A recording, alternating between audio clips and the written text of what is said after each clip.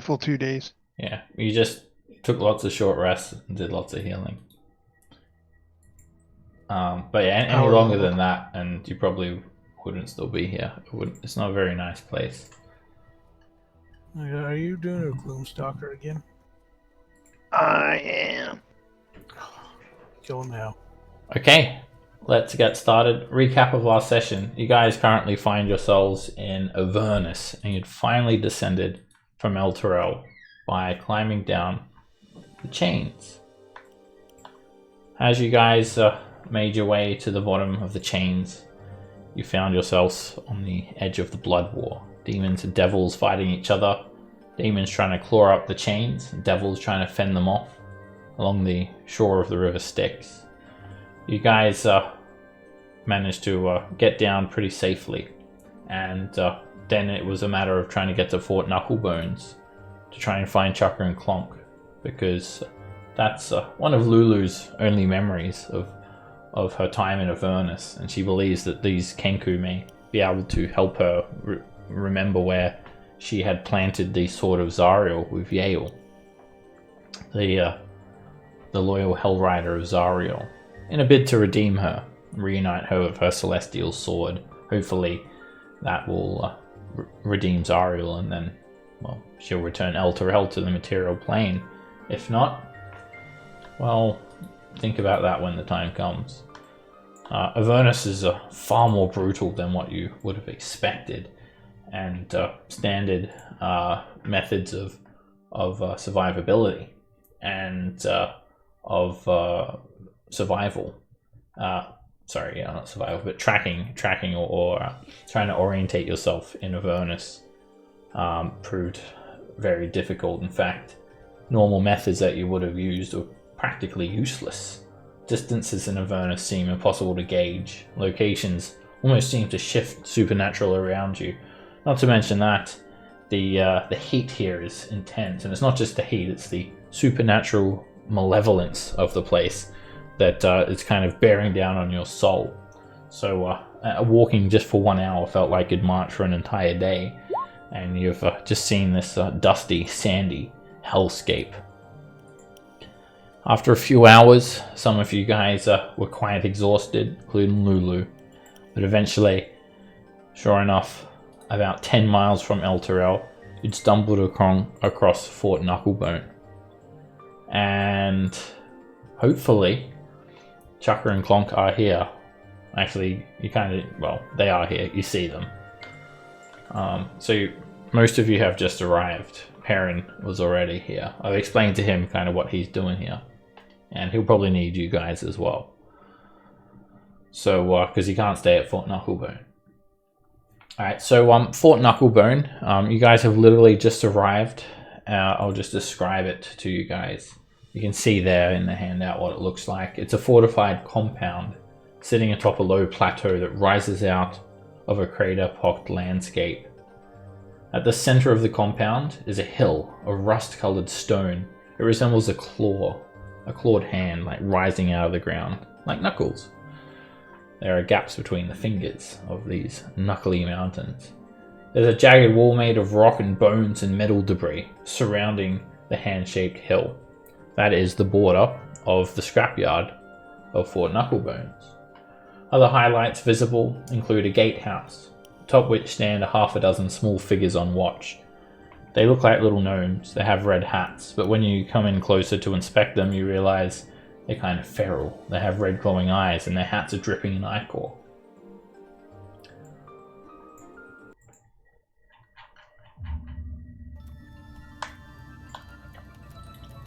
Alright, Zygon has 2 levels of exhaustion. Raven has 1, and Lulu has 1. That is just from the 3-hour journey from El Terrell to here. The ground here seems to be made of some sort of almost like a burnt stone. It's also kind of mixed in with compressed metal, and it's kind of hot underfoot. These walls are 15 foot high, and they're comprised of the bones and the scrap metal and the other detritus that I'd mentioned earlier. These are little feral creatures, A couple of them are sitting on top of this 15-foot high gatehouse. A couple of them are standing around, leaning against the wall of scrap. And they're just chuckling among themselves. Two of them step forward and draw these massive sickles. And they look extremely hostile. Their eyes glow red. Just at the same time as you'd entered, you notice a figure approaching to the right. Then you hear a series of loud clanks, and two more of these red caps jump down from the top of the gatehouse. And when they land, there's like a loud crashing sound, and you notice they have these oversized, enormous iron boots that cause these little gnome-like creatures to crash to the ground with quite a lot of noise. And another two red caps begin climbing down this gatehouse. So this area here is pretty much cut off from the rest of Fort Knucklebones. You're on the outskirts of it, obviously, and you can kind of see inside an area enclosed by this rampart. It's littered with trash and mechanical parts. And you can see what looks like some put together in a way that resembles a vehicle. There's also a ramshackle structure built from the same junk as the outer wall that looks like some sort of shelter. That's all the way in here. And sure enough, there are two Kenku. There's like a slight looking Kenku, and who's about 5 foot tall, and then there's a 6 foot tall Kenku. He's a bit more staunch, and they've got some tools in their hands. They're hammering away at some enormous machine. And Perrin, this is the first like non-red cap creature besides the Kenku that you've seen since your few days here. You're actually in pretty good health now. You've only just recovered, and they've put you to work just collecting random bits of scrap. So you've just got like a handful of random bits of scrap metal in your arms, and you collected them from like a little ways off to the east. And your route that you're traveling now is to go back through the gatehouse and drop them off at Chucker and Clonk, who are just around the corner. That's when you spot the rest of the party. Alright, so as these red caps are, they've drawn weapons, they look like they want to fight. You guys all see each other. So let's do a quick character introduction. You can do a description of your character, and you can get your name and race in there. Your class and race if you want. Also, as you guys look around, you seem to have lost Patience. She kind of disappeared in the fray of the dust of Avernus. She basically faded away, and you guys are unable to find her. You're hoping that she'll stumble across the junkyard soon, but I mean, it would be suicide to try and look for her. Alright, so let's start off with Nico. Is he here? Not sure if he's here yet. That's what he looks like anyway. He's a tiefling druid. And Raven. Alright, Raven is a human warlock, and he should kill you because you're in league with them and you're coming at us. Yeah, that's it. Oh, and Seb, I took a gravity spell. I don't know if that's okay. It was in your list. No, that's needs to be approved. That's what I'm asking now. It's not approved. I'll pick another one. Yeah. Okay. Yeah. You can let me know in between sessions, but for now, I've not included any of those spells in this campaign, basically. Okay. No worries. So yeah, I was a human warlock. Dressed as you see. Cool. And Zygon. All right, Zygon is a fallen Azamar. You see, he's kind of pale, kind of pasty, but he's dressed all in black armor. He's got a shield that's totally not possessed and is totally not going to, kill everybody at some point. He tries to do the right thing, but he gets waylaid every so often, unfortunately. Every so often, he accidentally kills a noble. Yeah, it happens. Oops. I would have thought your shield would have protected you from your exhaustion. Can't be a good shield. You should give it up. Come back to the light. Alright, fine. Alright, Barkle. Bargle is a quite large half-orc champion. He's wearing armor of the Hell Riders of Elturel right now, even though he is not one. He is actually a member of the Order of the Gauntlet. He likes to run in head first often, and likes to pick a fight when he can. And Callan. You see a human about 6 feet tall, dressed in a chain shirt of really fine metal. He wears a white cloak with the hood up. He carries a mace, and you see a holy symbol on a necklace around him in the shape of a coin. Alright, so obviously you guys are always aware of your surroundings, and there is a figure moving up on you guys. He looks way different than these red caps, and that is Perrin. So Perrin is an ugly elf. He's got scars all over his face. And he's a Gloomstalker. Ranger.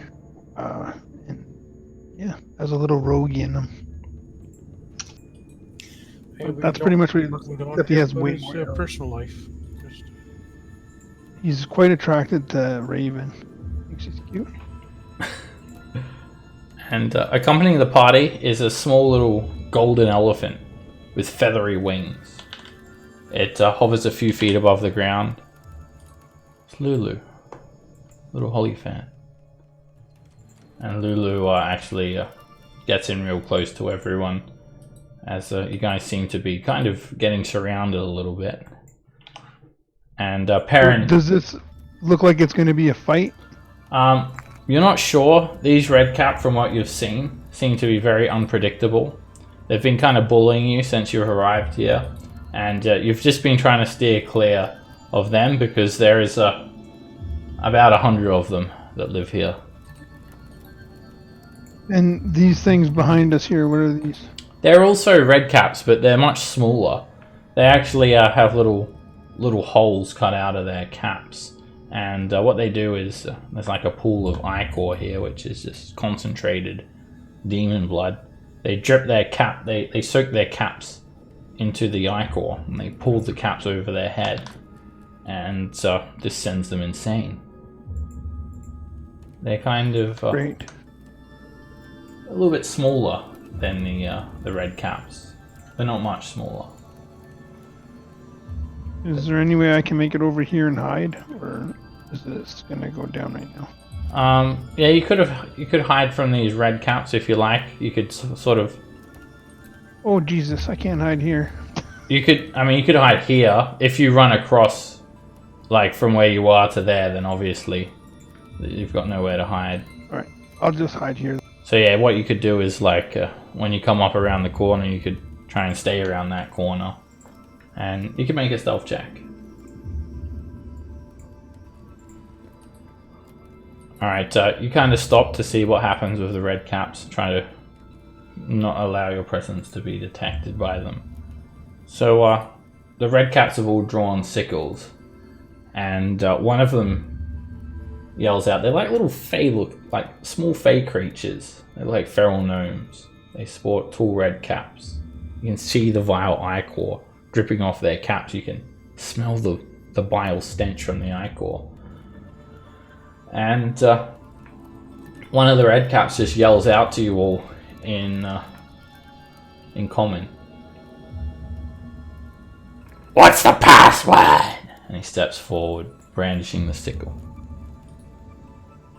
the password. We've come to take a friend to see. Wrong! Try again! Okay, try again. He steps right up to Raven. He's only about 3.5 foot tall, and his boots seem so heavy. They clunk as he steps forward, and he looks like a shriveled old man. Feral-looking yellowed teeth, but a sickle that's almost too big for him to wield, and got long gangly claws, black nails, red glowing eyes, and just an evil scowl on its face. You get one more try. All right. And the other Clonk. red caps get closer.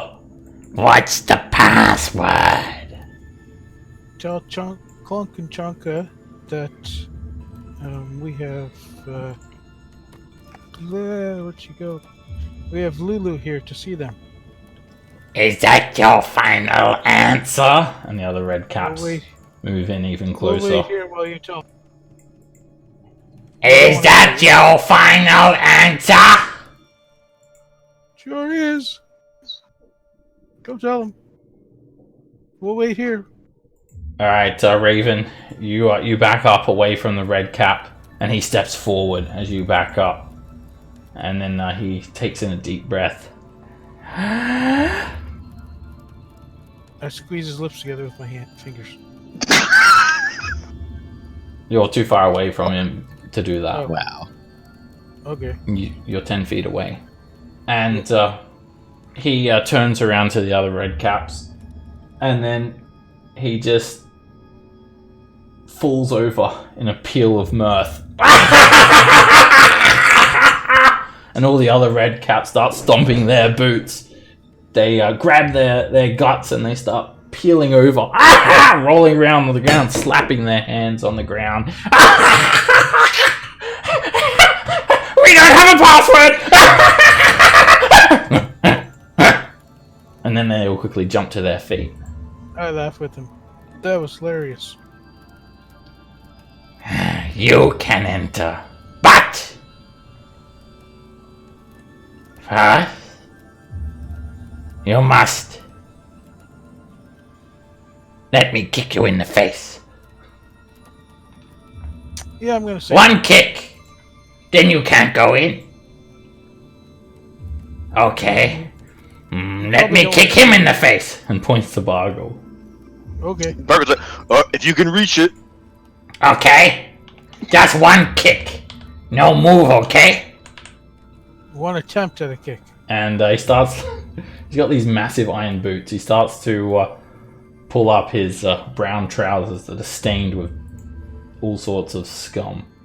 And these red caps start to kind of move to the side, and then there's red cap that wants to kick Bargle in the face.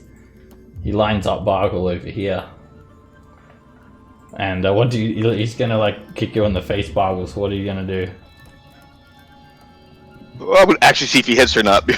Are you going to attempt to move, or are you just gonna take it? I'm first. I'm gonna see if you can actually do it. If you can actually kick me in the face or not. He's gonna let it happen. Bargo thinks it's hilarious. So you're not going to react? Nope. He's gonna sit there and see if it happens. Okay. He sure does. He just jumps up and he boots you straight in the face. He leaps up with extreme strength, and right, you do have an opportunity. You realize that he's going to kick you in the face. You can make a dex save if you want. Sure. At this point, little man can do it. Alright, you dodge your head to the side, and he just kind of does a massive iron boot kick straight in the air next to your head and stomps onto the ground. And no, my performance sucks. I'll say, "Oh, you hit me!" Nope. That would be or deception, actually, but same shit. But you don't need to make any ability. Like, you have to tell me what you're doing, and I'll say if you need an ability check or not. My bad. Because I need to set a DC and stuff like that before you make an ability check. So he misses you. Did you want to pretend? Did you want to try and pretend that he hit you? Yeah, he was like, "Oh yeah, oh you got me!" Like, hold my face. All right. Okay, you can make either a performance or a deception check. Roll again though, because I haven't actually asked you to make any check yet. Oh, thank you. I appreciate that. I'll deception because I'm lying my ass off. All right. The red caps start looking up at your face. He never hit you. No boot print on face. We see not connect. But lucky for you. You have passed. Was just test. He meant to miss you. You can go in. And he points to you, Bargle. While all this is going on, can I attempt to sneak through? Yeah, they're pretty distracted. Give us another stealth check. You feel like they're probably not going to pay too much attention to, like, anyway, Perrin. And, yeah, none of them even notice you slip by. Alright, Raven, make an athletics or an acrobatics check. With my big 8 strength. Alright, as you move by, one of these red caps just grab you by the arm. And he is strong. He like almost rips your arm off. Way stronger than what you'd expect. And he squeezes. And he draws his sickle to your face. Did we say you can go in? Yep, you did. Thank you. He just attacks you, Raven, now. Let's roll initiative.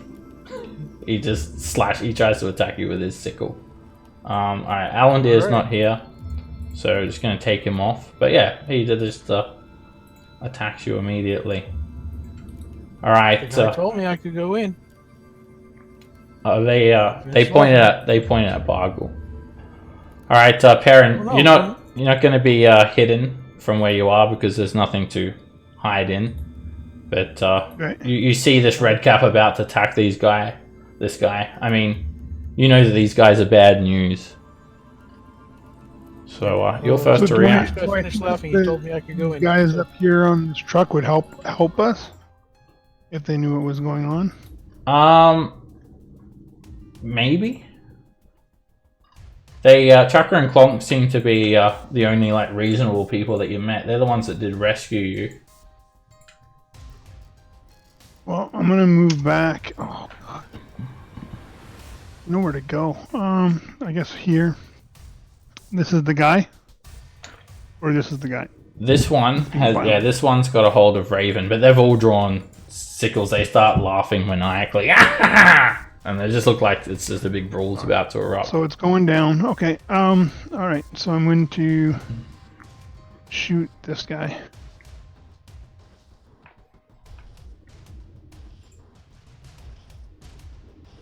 That's a hit. Are you Alright. draw back on the bow? Oh, I forgot the bonus. I actually know what I want bonus. Sorry, go ahead. Next round. I was saying, yeah, you draw back on the bow and you put a bit of extra precision into the attack. The arrow hits him, and it just kind of glances his arm. The dread ambush is like, it's like you do it after your It's the first attack. Yeah, here. So I get a third attack. And I get to move. Alright, first you have to take the attack action, and then you can make one additional weapon attack that does the extra 1d8. So you get that. It'll be on the third attack. Okay. Alright. Alright, so yeah, that first arrow hits. So the first one. Okay. No. So it's the third one gets the dread ambusher? That's right. First you have to take the attack action first. Okay. Alright. And then you can make an additional one. And that one does the extra 1d8. That's another hit. Oh, And sorry. The sneak would go off though, right? you can do a sneak attack. Alright, another arrow glances the red cap. This one hits him in the neck and blood starts to drip down, soak into his clothing. He's looking bloody. Third one. And it's a miss. This time you spend a little bit too much time drawing back on the bow and you just sink an arrow into the junkyard wall. Move over here up against the wall. I'm going to use my cunning action to hide. You're not able to hide there. They've all got line of sight of you. And also you have to snap to the grid. Let me turn the grid on. You don't have a suitable condition to hide there, unfortunately. Good. Okay. So where would I be able to hide? Anywhere here? If you can break line of sight of them, yeah.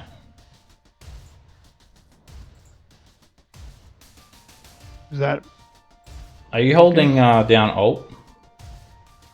I am on talking, yeah. Okay, you might want to change your push to talk button because it's not snapping you to the grid. Alright, no worries. All right, you haven't broken line of sight there.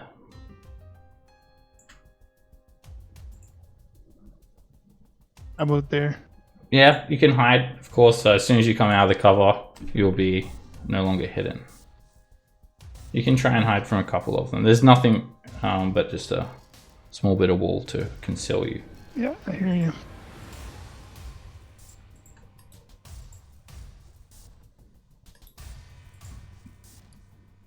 All right, is that the end of your turn? That's it? All right, when you're done, you'll need to hit the end of turn button. If you click your token, there'll be a macro at the top of your screen. You'll see that. I gotta get used to this again. Alright, this red cap, Callan has done absolutely nothing to him, and he just jumps up and tries to kick Callan in the face. Callan, make a dex save. Leaps up and tries to boot you. Copy.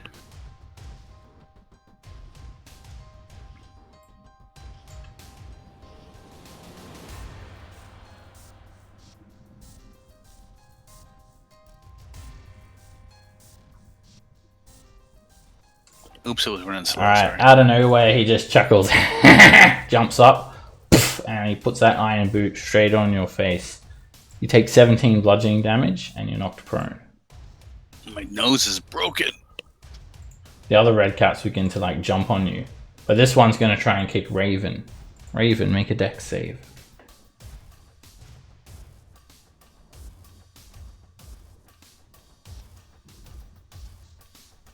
Alright, he kicks you straight in the back of the leg out of nowhere. You hit for 27 bludgeoning damage and knocked prone. Okay. This red cap is going to jump on you, Raven. And he pulls out his sickle and he just starts hacking into you. Just laughing like a homicidal maniac. He has advantage. And it's a crit. He just takes the sickle and he tries to run it along your throat. He hits you for 18 slashing damage. It cuts your throat, but not enough to be a mortal injury. He then draws the sickle up and just brings it straight back down. And he misses you. The sickle is an inch away from your head. He pulls it up and he attacks again. And this time it hits you. He hits you straight in your torso for 9 slashing, embedding the sickle into you. And you guys see Raven take a lethal blow. Alright, Lulu just seems absolutely shocked. Oh no! Chaka! Clunk! Please! Help us! And she just flies straight over the top of the red caps. And the two Kenku kind of stop what they're doing and they tilt their heads towards Lulu. And they start chattering in high-pitched squawks. Bargle. Oh, so the red cap to my right, I'm gonna crush him. That's a hit. You bring the great axe down on the red cap, almost cleaving him in half. He's seriously injured. Let's see if we cleave him in half this time. I think I do. I think that does it. Alright, you just get a little bit of momentum on that great axe. And you cut his little gnome head clean off his shoulders. His boots keep his body kind of standing there and his head just rolls on the ground with his red cap falling off. Alright, 5, 10. I'll use my bonus action attack on the one to my bottom right. And that's a hit. Alright, he jumps back, avoiding a lethal blow, and you catch him along his right arm. Blood soaks into his clothing. He's looking bloody. Have we had a short rest up to this point or not yet? No. Not yet. You've From only- last session. Oh, No. You march for 3 hours through the plains of Avernus, and now we've been here for about 10 or 15 minutes. okay, then. Fiend. You Bargle were just with everyone else, just heading along the hellscape of Avernus. you made your way down the chains, and you're in hell now. Yeah, you managed to navigate Avernus fine without like getting exhausted, Bargle. You're fine. All right, Nico. He says he has no audio.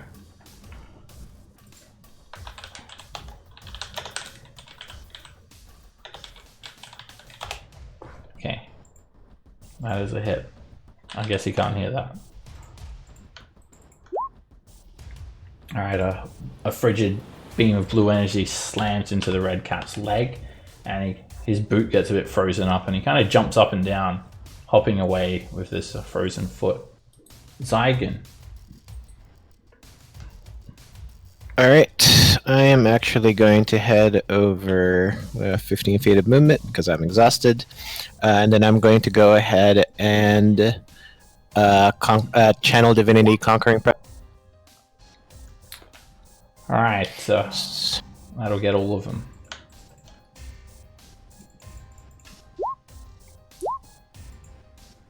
All right, these two become frightened of you, and as you kind of stand up there, Zygon, the shield of the Hidden Lord glows, and two of these red caps just kind of hold their hands up to avert you, but the other ones are just chuckling. He thinks it's funny! He thinks it's scary!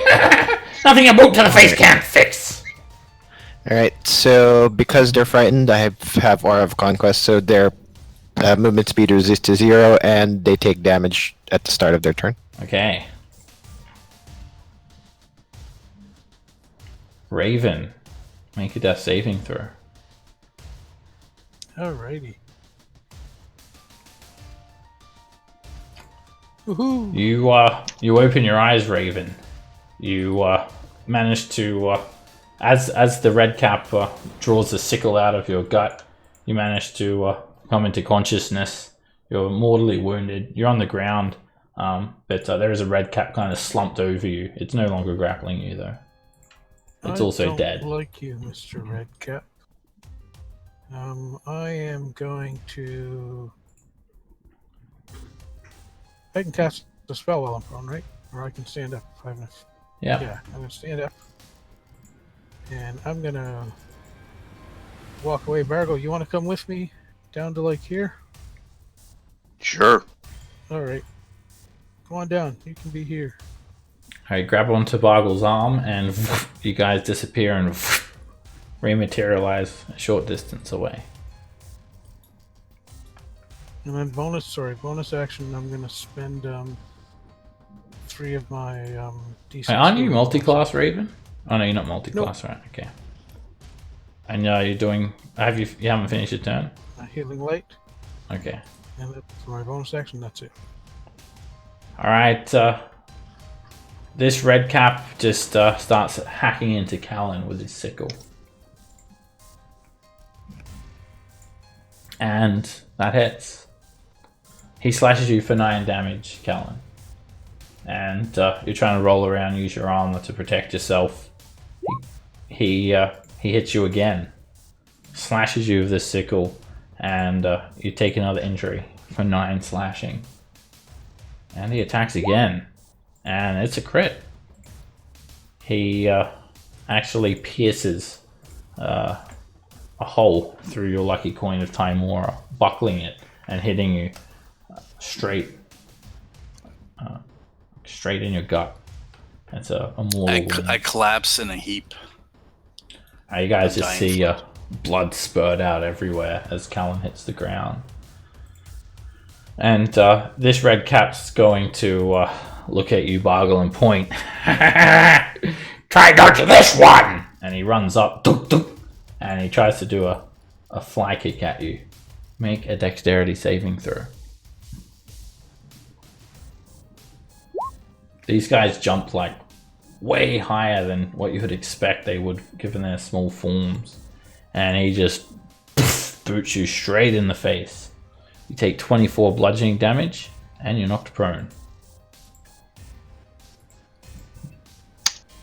Callan, make a death saving throw. Okay, 20.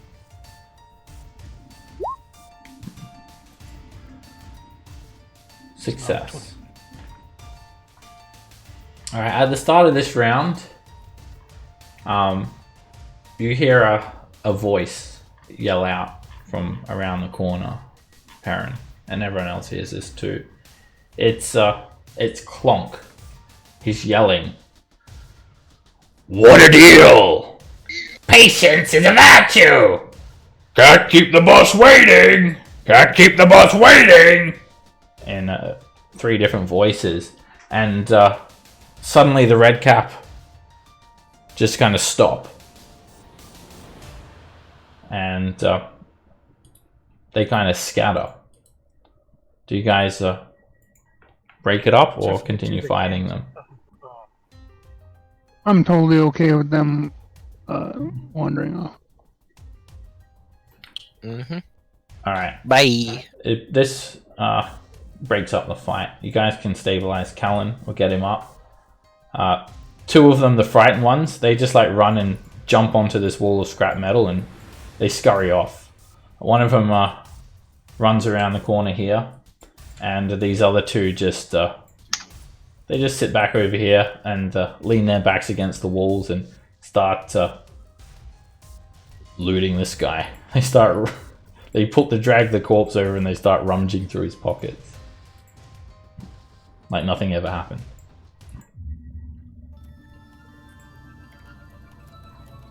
Yeah, here you go. I'm gonna quickly get through the gate. F4, Callan to stand up. Oh, what happened? You fainted.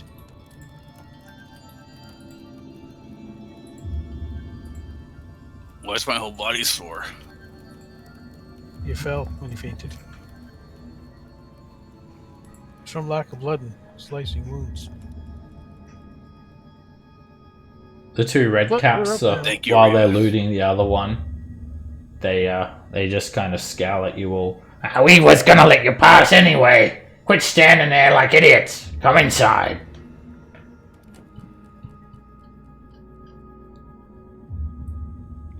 Lulu waves at you all. Come in, come in, come in. Oh, Raven! Galen! You're so hurt. It happens. I don't remember those creatures being here. Or maybe I've made a mistake. This place isn't very nice at all.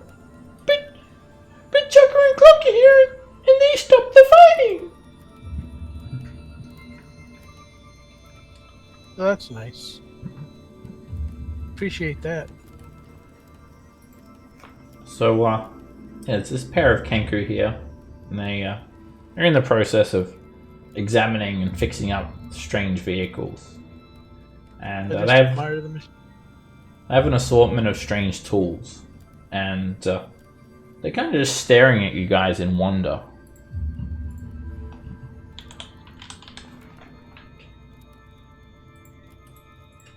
They haven't said anything else. They're just watching you guys. You notice the Clonk, the bigger of the 2. He has this a warhammer. It kind of looks like the same metal that the chains of Elturel are made out of. This hellfire, infernal iron. There's like little rivets of hellfire moving up and down it. We've gone, we're mini bop. Oh my god. No? So only Chucker speaks, and he comes up a bit closer to you all, and he just pretty much repeats the same thing. But he does wave at you guys, kind of telling you to stay right where you are now. What a deal! Patience is a virtue! Can't keep the boss waiting! And he kind of leaps over this infernal vehicle and he runs off to the nearby hovel, this like wooden trash structure. And he enters through a door. And, alright, what are you doing during this time, Perrin? I guess I have to drop that stuff off of them. I'm coming in.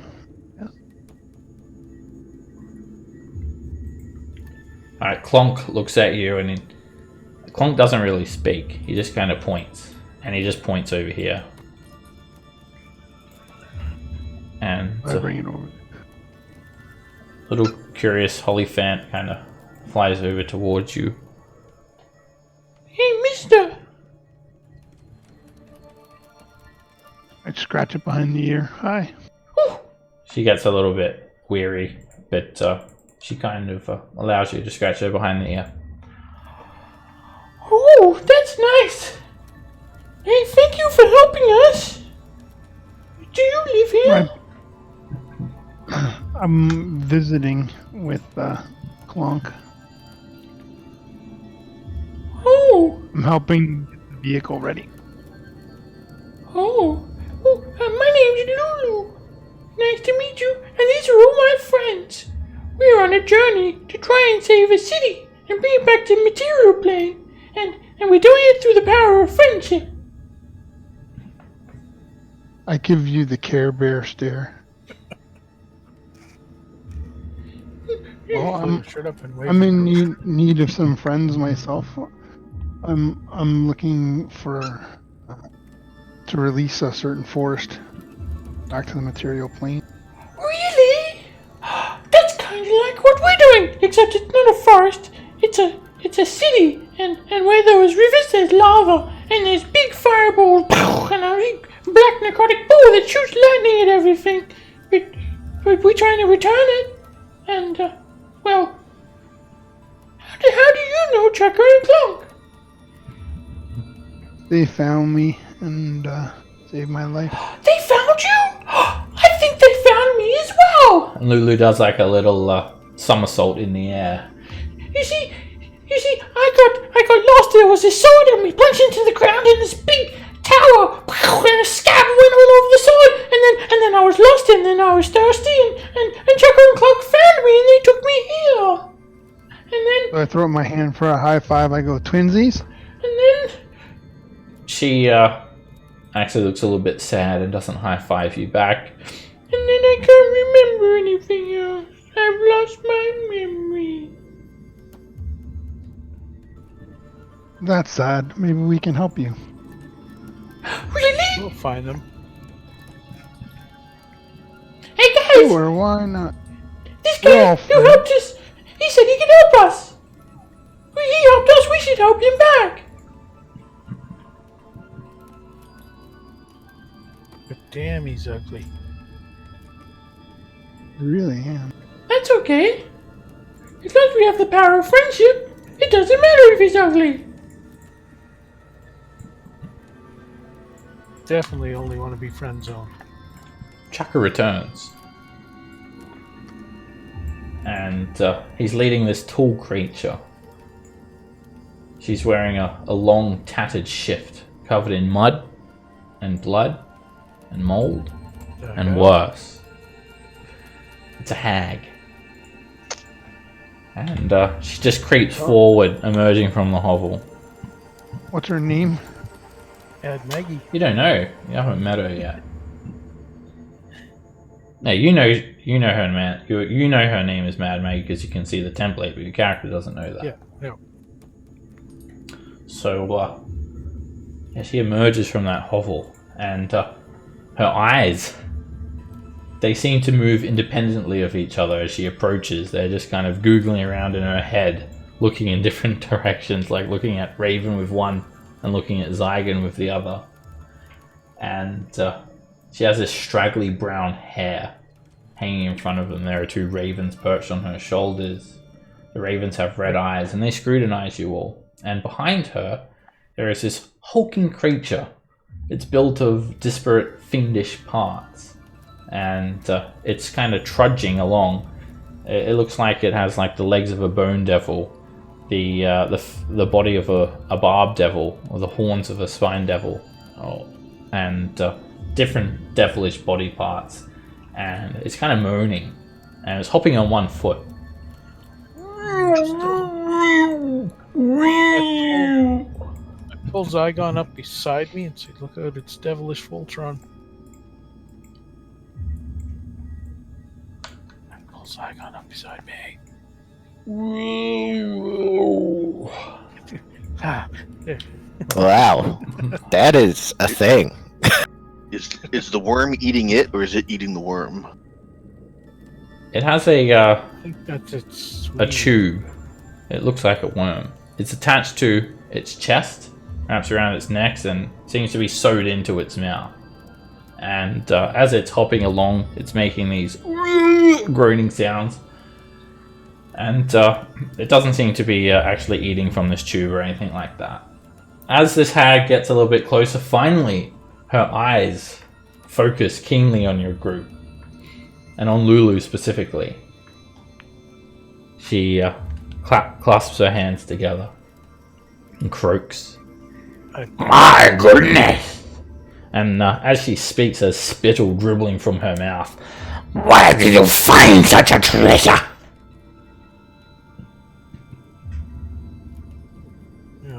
What treasure? You can tell that she's focusing specifically on Lulu. Well, Lulu found me in the prime material plane. She came from heaven. Welcome to Fort Knucklebone! You seem to be a long way from home.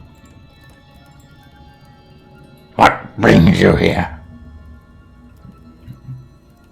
We're trying to take a city back to the prime material plane.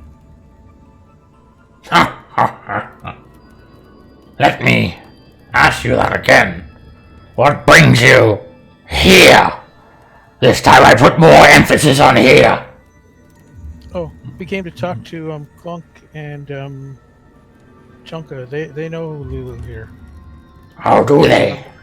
These skivers. I'm sure they do.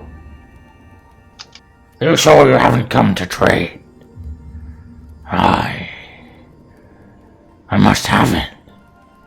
Yeah. So perfect. Yes, I must have it. Oh no, I'm sorry, I'm not for sale. Not you. The little elephant. What did you call it? Lulu? Yeah, sorry, Lulu's not for sale or trade.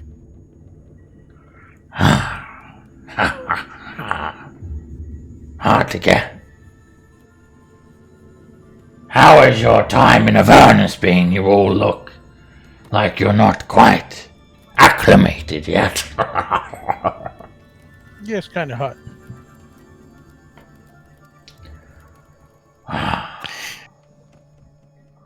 I can make your journey a breeze.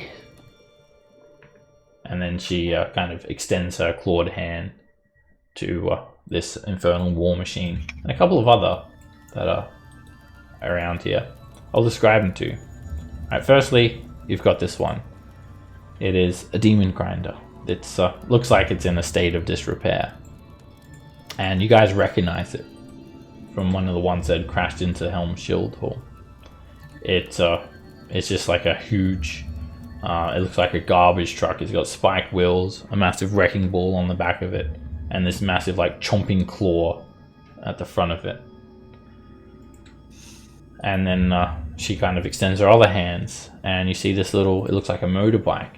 It too has spiked wheels, and it has this helm that is kind of shaped like a devil's visage. And behind that is a tormentor. This one is a bit smaller than the Demon Grinder, but bigger than the Devil's Ride. It too has spiked wheels, and it has a harpoon gun jutting out the front of it. It looks heavily armored, like a heavily armored coach. What do you think? I think we probably can't afford those. Oh, yes, you can. You see, I think of myself as a bit of a philanthropist. Take this one over here. Yeah, you, and points over to you, Perrin. My Chucker and Clunk found him a couple of days ago, wandering the wastelands of Avernus. I extended my big heart and my bosom to him. I shudder.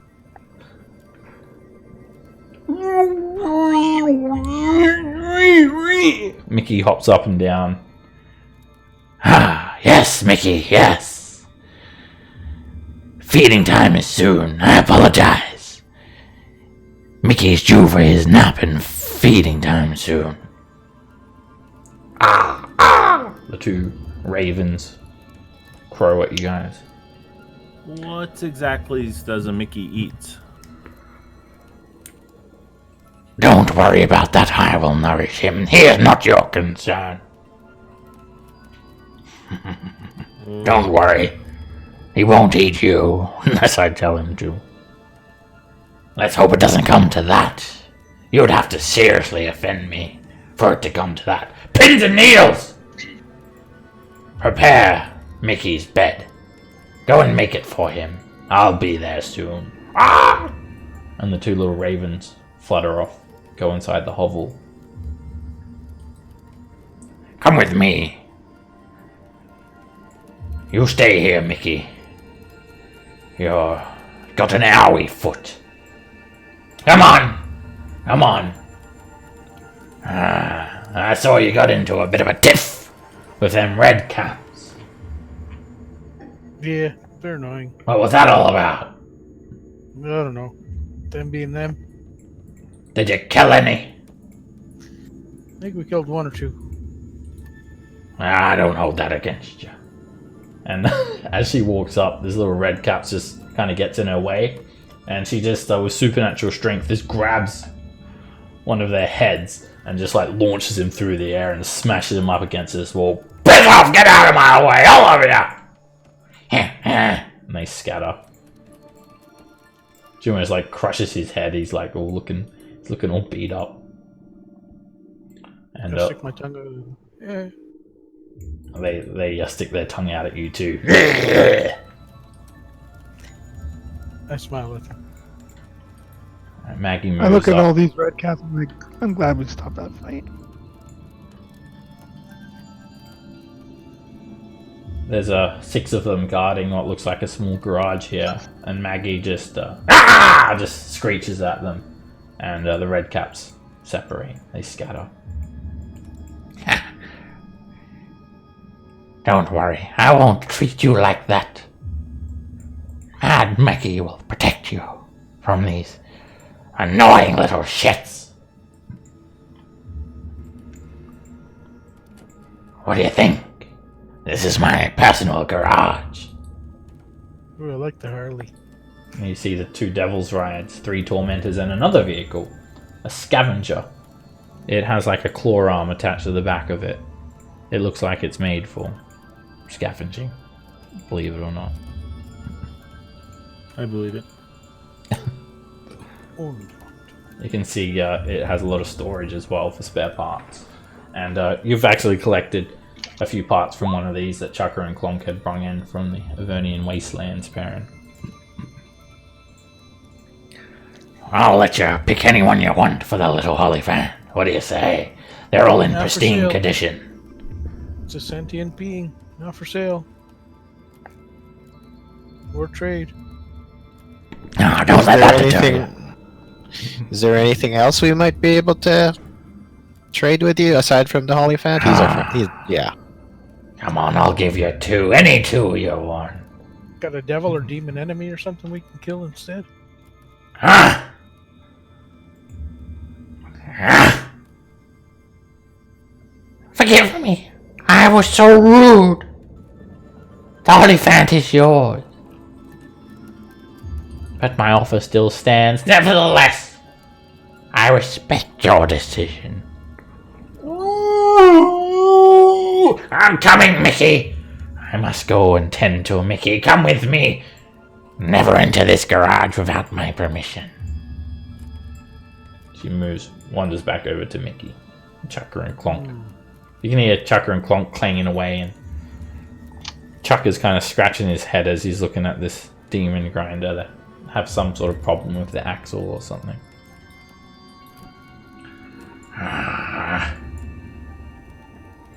So, weren't we here looking for like a big tower or some of those 2 guys and whatnot?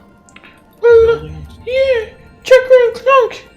I'm trying to get a word in with them, but that Weird lady with the funny eyeballs. She seems to be the boss around here. I'm kind of scared. Oh, so you... Oh, there's they are, over there. So I didn't see them as we were walking by. Maybe now that she's went to with the feeding and the ugly worms and whatnot, so we can get some words in.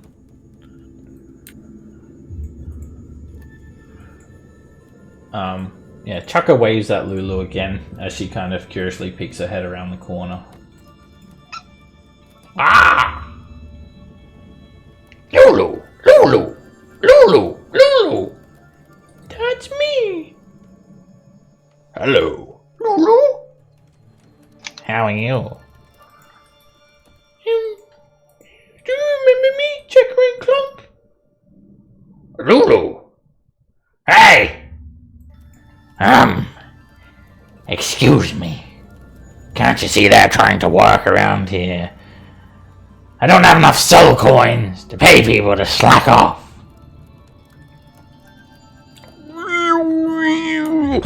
I'm sorry for raising my voice, Mickey. Please, you're upsetting Mickey. He is getting moody. I apologize. How about just let them talk for a few minutes and stuff, and me and you can go over here and give you a nice foot massage and a little relaxation. I think not. How about you tell me why you're here? Why do you want to Chucker and Clunk? If you're trying to poach them, you're not from that wandering emporium, are you? No, we're not trying to poach them. They met Lulu a while ago at some place around here, and Lulu's forgotten the directions to the place where they met, and we have to go there to talk to Zariel or something. Her eyes light up. Really? That changes everything.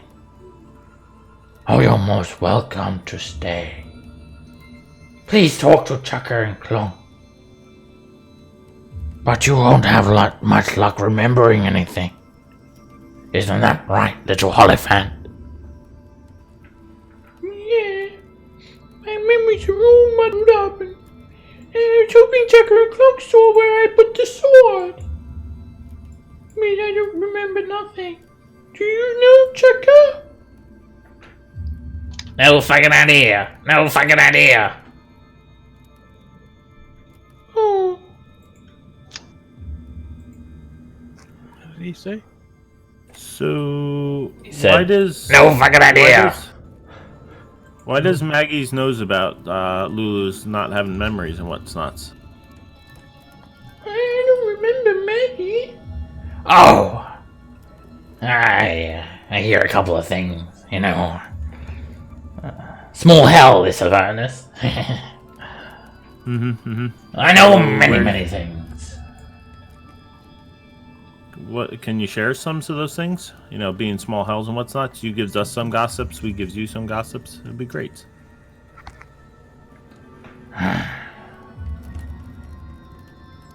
Let's just say I've seen a few things. I too have seen some things. Things that don't particularly concern you, but let's say we have both vested interests in restoring Lulu's memory. And leave it at that. Okay. Alright. But do you have any ideas on what happens to our memories and how to restores it? Because, you know, we all could be on the same teams then. Most likely fell on the river Styx. That is how one loses their memories around here. Is there anything that can be done to restore that? Oh, It's yeah. a permanent. There are things that can be done. There is a ritual I could use to unlock her memories. But the ritual is time-consuming.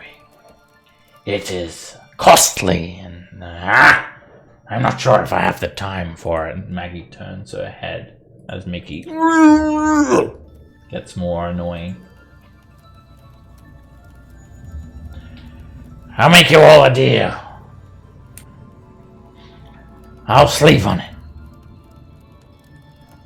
If you want to stay here, though, you'll have to make yourselves useful.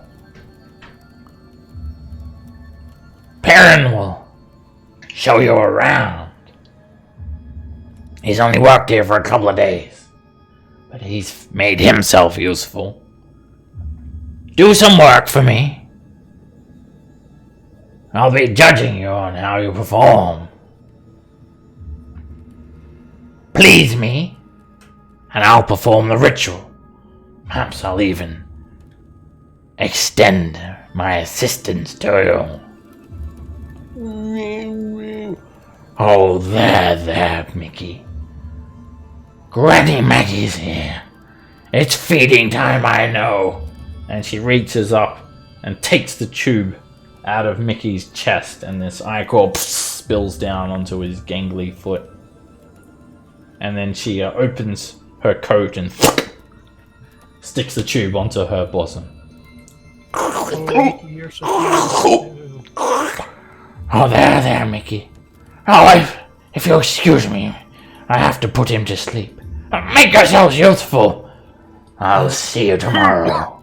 I just turned to Nico and I think I just opened my mouth a little. It's all the circle of lives and whatnots. But that's not the circle. No, don't think about it too long. Just wipe it from your memories. Yeah, where's the river Styx? I want to dunk my head. And Mickey picks her up and cradles her like a baby and takes her back into I can't unsee that. takes her back inside. Okay, now that's been done, what do we do to make ourselves useful around here?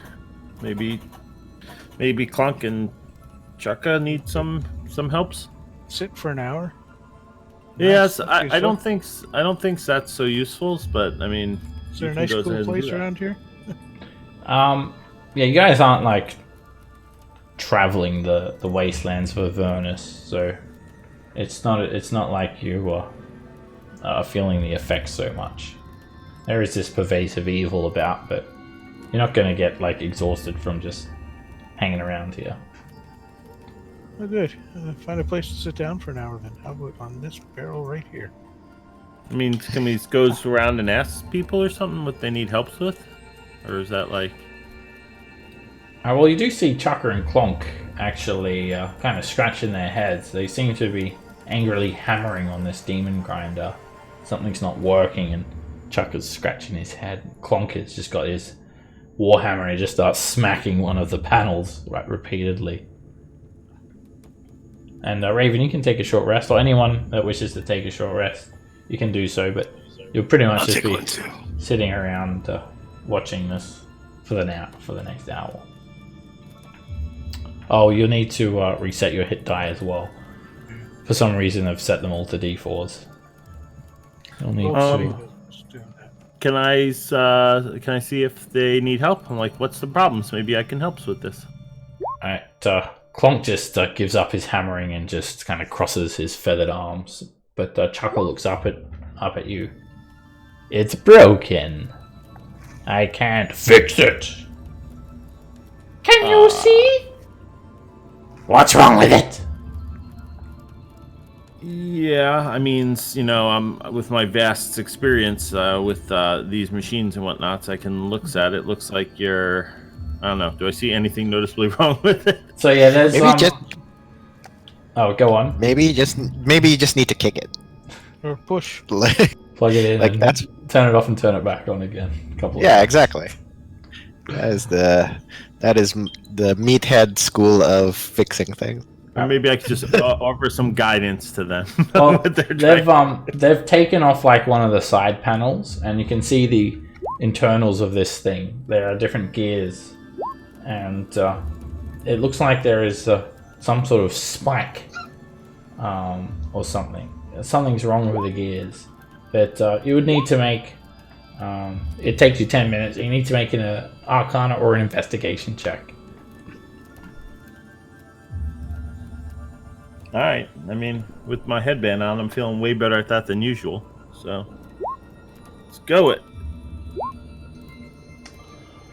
Alright, you're a little bit stumped at first, Nico, but you don't really have to have great knowledge to see what part is to blame. They must have just blindly missed it. So yeah, there's a spike stuck in one of the gears.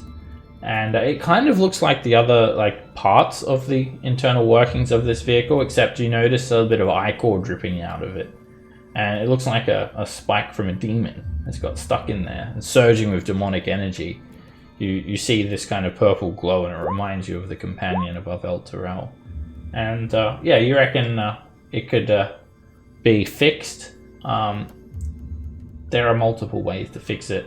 Of course, you could just try and pull it out, but you would risk exposing yourself to demon ichor. Dispel magic would probably work, or a protection from evil and good, or dispel good and evil. Or another method that you could imagine to remove it. So it's just like a spike stuck in a gear, basically, dripping with demon ichor. How about chucking some holy water on it? It might work. Tells Clonk that I got some ideas. That first we could try and use some waters, holy waters, to flush out that ichors. If not, I probably could dispel it. But you know, let's try the holy waters first, because that seems a bit easier, and it could help it flow out of there. All right. Clonk looks at you, and Clonk hasn't said a single word until now. I smile at him. You mean we can't just hit it? He speaks in Lulu's voice. Nose. I mean, maybe that works, but it wouldn't be my first choice. I think that it would be like the waters first, and then like using the magics and whatnots, and then like step 3 would be the persuader method, which is where you get yourself something big and try to take some shots at it. Clonk says, "We could use the power of friendship." Yeah, or we could use some. That's a good idea. Waters. I got some waters right here that maybe we could try and put it in there. Chaka gives you a thumbs up and nods eagerly and points at it. Okay, so I'm going to use one of the holy waters I have to see. All right, the holy water hisses when you pour it on the spike, and it starts to kind of dissolve some of the ichor, but it's flaring up, and I think maybe you'd need more, or maybe just one good bless spell would do it now. Okay, I can hit it with my newly acquired devotion to an undisnowed god of life. Now I have this memorized every single day, so we'll give it a nice blessing. All right, that works. And when you bless the holy water some more, it empowers it, and it just melts the spike away completely. And Chucker is just he's like kind of jumping up and down excitedly, and he starts batting his hands on the helm, and he jumps over. He enters this little compartment where there are pedals and levers, and there's like a little slot that you can kind of see, and he takes out this soul coin, and he puts it in the slot. The slot is like a coin slot, and then he hits a pedal, and this hellfire starts erupting in the engine, and you can hear these screams as he powers his engine, and it's kind of loud, and Chaka just gives you a thumbs up before he switches the vehicle off. So it actually runs on the power of friendship. No, the power of souls. Friendship. Friendship. Yeah. You need soul coins, Chaka says. So, just to clarify, what happens to the souls and the soul coins when the soul coins are used? Clonk says, "The power of friendship."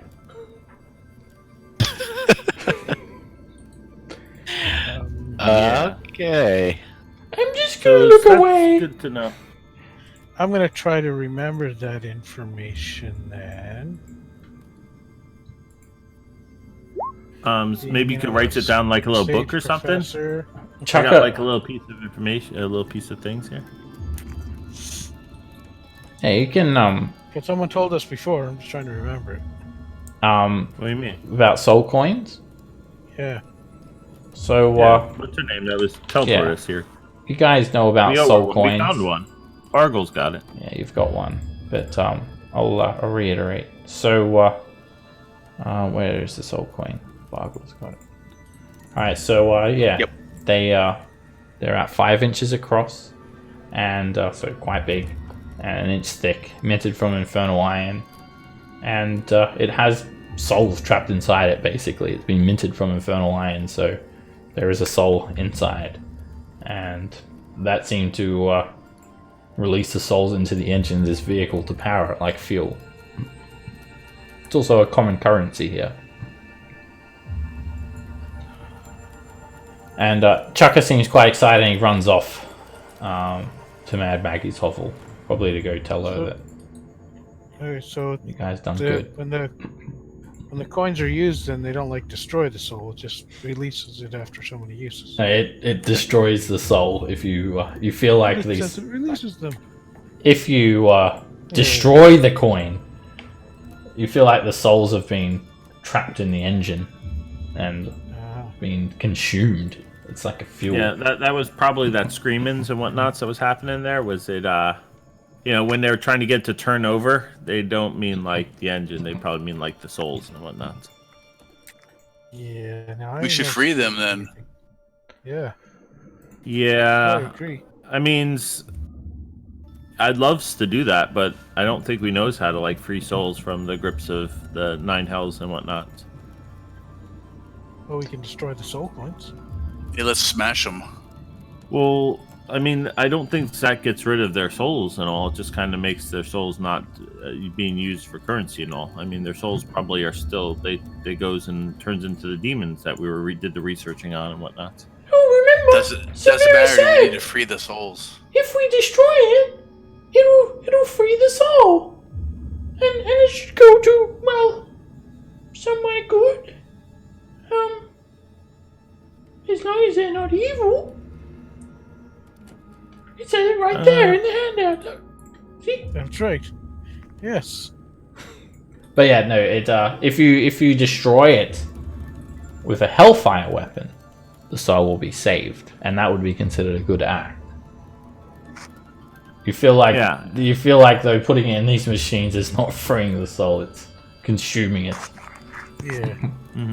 So we gotta find a Hellfire weapon. I mean, we had one of those for a while. Clonk. We gave it back. Clonk has one, and he extends this warhammer to you all, and he holds it out for someone to grab. Okay. I'll grab it. Psych! Oh.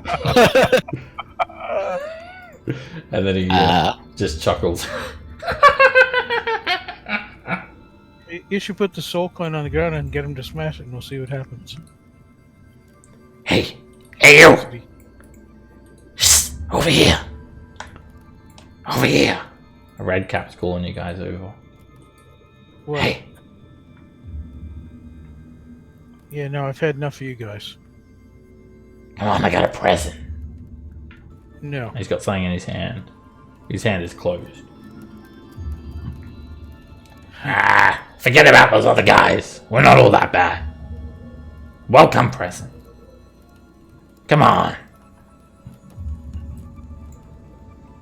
What do you want? Welcome present. I want to give you a welcome present. This guy over here. You looking for work? I'll show you where there's work. Plenty of things you can do around here to impress Mad Maggie. Come on, all of you. Show me. Lead the way, fiend. I'll follow along with Callan. Whoa, whoa, whoa, whoa, whoa. Come on. Faye. I'm a Faye. No, you're not. This is hell. You're not from around here, are you? Listen, I got a present for you. You want it or not? And he holds out a closed hand to you. Show it. He opens it, and there's a severed finger inside. From me Where to did you you. get that from? Found it. It's customary that you take a gift. Come on. I will pass. He Raven, offers it do you to want it? Raven. Saigon, do you want it? Sure. He's giving you the finger. The other red cap chuckles. He gives it to you, Awesome. Raven. There you go. Awesome. And he slaps you on the shoulder. See, we're not all that bad. This is a present. Welcome present. You like? Also, I'm going to go ahead and Divine Sense just to see if... Yeah, they're Yeah. actually they actually don't register as fiend, no. Alright. And the Hidden Lord has total cover from you inside the shield. So the shield doesn't register either. Yeah. I don't think that's how that works, but okay. Well, then, The red cap sort of looks over. Ah, so you were the new guy, eh? And it kind of points to Perrin. well, no, we just met on the outside. Ah, a lot of red caps not gonna be happy. You've been taking work. But you best do as much work as you can. Lots to do around here. Go up that way. And he points to this walkway.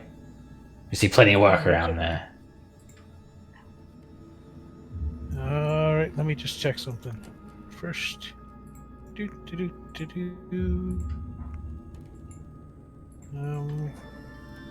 Okay.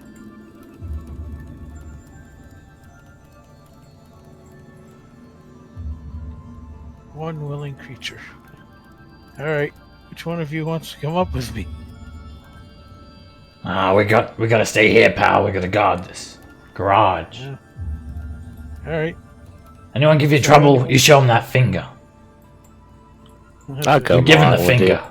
Okay. I can get us out if it's real trouble.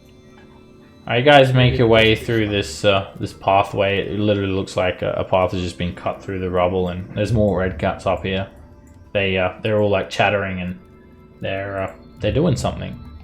There's a couch, and they're lining up, taking turns jumping and kicking the couch as hard as they can. Wow, you guys are awesome at that. Better than you. Definitely. And I haven't seen anybody kick like that, even in the celestial heavens where I'm from. Alright, you guys are getting split up a little bit, and Lulu, she just kind of pushes Nico. Nico! Yeah. We've never walked off. Should we go with them? Sure. I thought this was all taking place while I was doing with Clunk, or I would have went with them. Sorry. Oh no, they took a short rest. So it only took you guys. It took you like 10 minutes, and then. Okay. I thought all that was going on at the same time, so that's why I was staying there. No, I'll go with them. Lulu ushers you up, and one Our of friendship. these red caps kind of sticks his tongue out and rubs his hands together. Ah, so you're the new guys, hey? No, we're just passing through. Well, some guy down there said to give you this, and I hand him the finger. He looks at it, and then they all look at each other. And There's that guy down there. this the red cap that gave you the finger, he comes running up. You hear his boots clanking, Yeah, that's him. and he points at you, Raven. He stole it! He stole my finger! Get him! He stole it! And they draw sickles, and they just instantly attack you. Without... Well, crap. They All just, right. they all draw sickles, and they just yell, "Thief! Thief!" And 7 of them flank you guys and attack. So, Raven, Awesome. you're up first. He stole my finger! He cut it off me! And you see the red cap's actually missing a finger. The one that gave it to you. Well, you know what really sucks? Alright, I'm going to shoot this guy and push him back. That's a hit. Let me turn the grid on as well. Alright, that beam slams into the red cap and knocks him 10 feet back. Okay, and then I'm going to do this guy and push him back. It's a miss. He jumps to the side, the beam careens on by. And then I'm going to go to here, and I'm going to go yoink. Thief! Thief! They're pointing at you, Raven. He cut my finger off! Nico. I don't like that they go before Bargle and Saigon. That's not fair. I mean, I missed a lot of the part before. Like that chick was perfectly fine for killing the red caps. Yes. She says she wouldn't hold it against you. Okay. Did you miss the part where she fed Mickey? I can describe that again if you like. No, that part. We don't need to go over that. That's why we forgot everything else. Yeah. Okay. Yeah, it was a unfortunate casualty of the brain scrub. I'll pop Puppy out over here. Yeah, these red caps, like, they don't really seem to be doing much. They're kind of just hanging around, like. And Perrin, you haven't actually really seen them do any work. Occasionally, they'll get some like scrap metal or something and drop it off. But if anything, they're just guards. Oh, you pulled them up. There you go. Puppy hurt? Oh. No, I'll fix them up. All right, Puppy, power. You got put away hurt. So, thanks. And he explodes on arrival, and the fire washes over all 3 red caps and scorches them a little bit. Okay. And he'll be 10 feet above the ground. Yeah, 10 feet, sure. And then I'll have him use his attack. He'll shoot at the red cap that's there. So I'm done with mine. I'll take his attack. Boink. And the flame seed misses. Explodes on the ground. Alright. Alright, this red cap, he actually like literally jumps up from standing and kicks the flame corgi from 10 feet above. He has to make a dex save.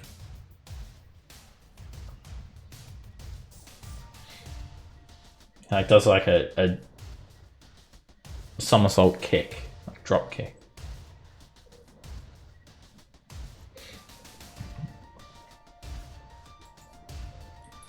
Hey there? Nico? Did he maybe I'm just here. I just haven't seen the roll or anything come up. Oh, he has to make a dex save. Oh, it's a dex save. Yeah. Okay. Yeah, it's not an attack roll, it's a saving throw. I wasn't here for the knocking of people before.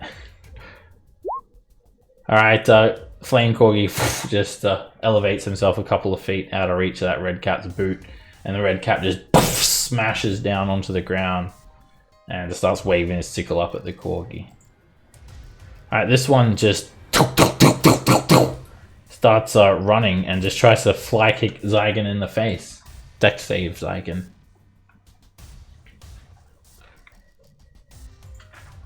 And you jump to the side. He lands with both oversized iron boots on the ground. And this one's just gonna start cackling. Need a haircut? He looks at you, Bargle. I think I'm a ball. Need a scalp cut? And then he just starts attacking you. He swings the sickle at you, and he shaves off 9 hit points. He swings again, and he hits you again for another 7. He makes a third attack with this oversized. Masterworks. Yes, these are non-magical, so 6, 4, and he hits you a third time for 5. You interpose some of your armor and kind of glance off some of those attacks. Alright, this guy is going to jump at Raven and just yell, "You thieving bastard! Now I've got you!" Make a dexterity save. Raven tries to leap up on the wall of scrap metal and kick you in the back. And you just feel a loud thump, and you hit for 19 bludgeoning damage. Knocked to the ground prone. Damn it. Don't forget, if you stand within 10 feet of Zygon, you get his aura too. Alright, I'm Perrin. gonna kind of action disengage.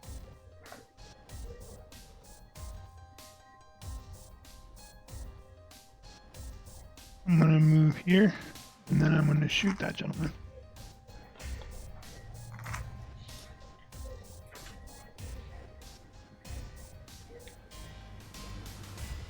First shot is a miss. Second shot is a miss. And 3 for 3. He kind of just jumps up and down and he You deflects. scared me. He uses his boots kind of like armor as well. Kind of deflects those shots. This red cap just smiles and he's just gonna like run into the middle of everyone and say "Whee!" And he's just gonna do like a whirlwind attack, spinning around with the sickle. Firstly at Callan. And it hits you for 7 slashing. And he continues to Nico. And he hits for 9 slashing. And he finishes up spinning around at Zygon.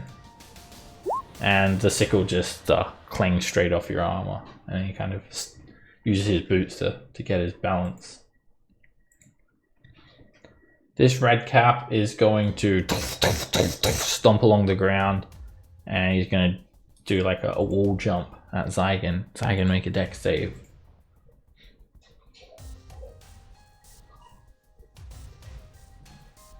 I clicked it. Was being a bit slow. Mine was a little slow earlier. Alright, he gets that momentum and just clangs straight into your side. You hit for 18 bludgeoning damage and knocked prone. Get him! He stole my finger too! The red cap points at you, Zygon. I had 6 at the start of today. You'll need to tell me twice. This red cap jumps on you, Zygon, starts hacking away with his wicked sickle. And 25 is a hit. He hits you for 6 slashing. And he attacks again. That misses. Third attack. And that clings straight off your armor. He ends his turn there. Callan. Oh, Lady of Luck, provide us the protection of your spirit guardians. All right. I will cast that. The slot machine goes off. Ching, ching, ching, ching, ching, ching, ching, ching. And 15-foot radius of radiant coins surrounds you. The red caps just, they kind of like over dramatize it a little bit. Ow! Oh, it's hurting so much, but I'm so rich, but oh, it's hurting! And it, like these guys, they just do not seem sane whatsoever. They're absolutely insane. No pain, no gain. Bargle. Alright, so I guess the guy to my upper left, I'm gonna hit him. It's a miss. He jumps back. Kind of does the splits a little bit as well, and you slash in between his feet. And then that hits. You just arc that great axe around, slashing him across the face. And he's looking hurt. 10. I'm gonna action surge. Attack him again. That's a hit. And you almost kill him with that attack. You just thump the axe into his back. Oh! For the kill. And he spits blood in your face. Miss.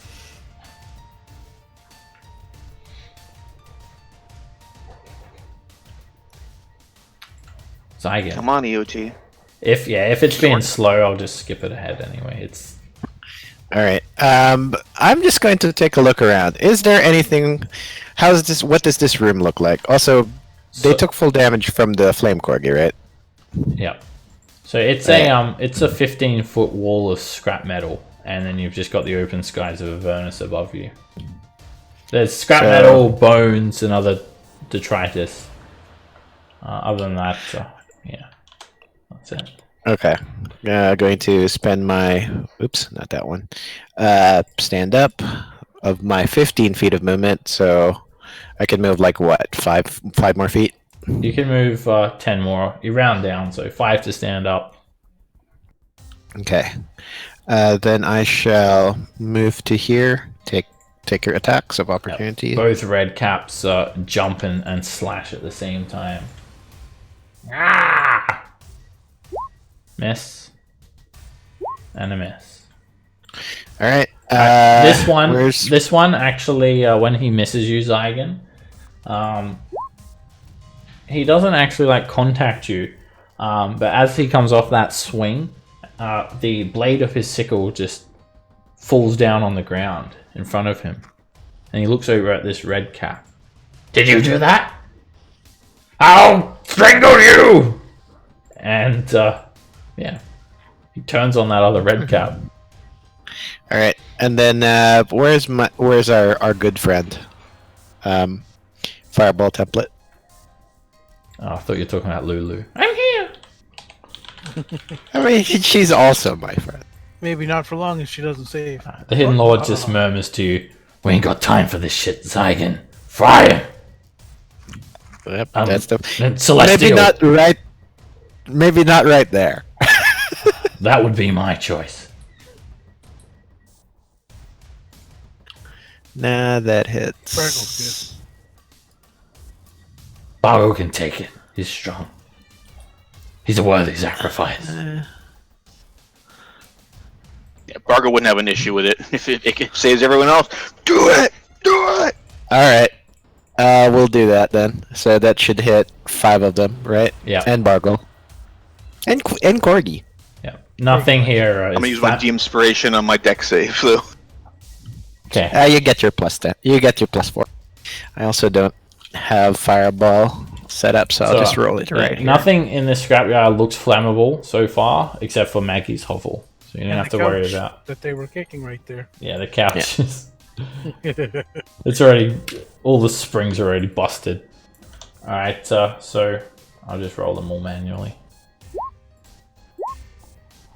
Alright, only one of them succeeds a saving throw, and all the rest take 26 fire damage. And Bargle, 26 fire damage for you. You almost did it. You almost did. A big eruption. The shield of the Hidden Lord glows, and this fire runs up and down the celestial motif, and then a huge fireball erupts. Only one red cap is able to succeed. That happens to be the one that's turned on the other one, but all the rest fail, and this one is incinerated. He just turns into a pile of ash. The rest are left quite badly burnt. Alright, and that's my turn. Alright, Lulu just, her eyes light up. Whoa! That was a big fireball! I don't know if we should kill these guys. Maybe we could just try and negotiate. Listen! She flies up. He didn't steal your finger! That guy, he gave it to him just a moment ago! We're not lying! We wouldn't steal! And the red caps just start chuckling, clapping their hands.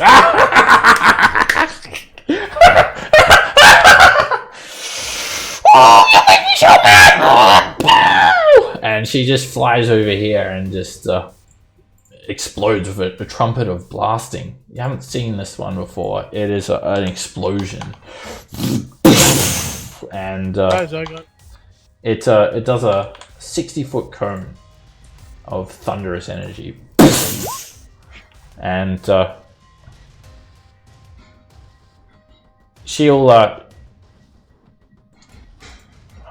have to hit either the Flame Corgi or Zygon. Alright, she's gonna have to hit the Flame Corgi. That's fine. Yeah, it hits those. Con save? Yep, Constitution save. Hits those 4 red caps. Let me make their saving throws. Alright, Fireboy takes 8 thunder damage. And he's deafened for 1 minute. He's deafed for 1 minute. The deaf dog. Can I command him while he's deafened? Actually, that's an interesting point. Yeah, it'll be telepathic. Should be telepathic, I'm pretty sure. I think it is too. What it does is it just absolutely destroys all the objects, and she basically blows away this entire scrap wall, and any objects in the path of it just clears a massive opening. It destroys that chair.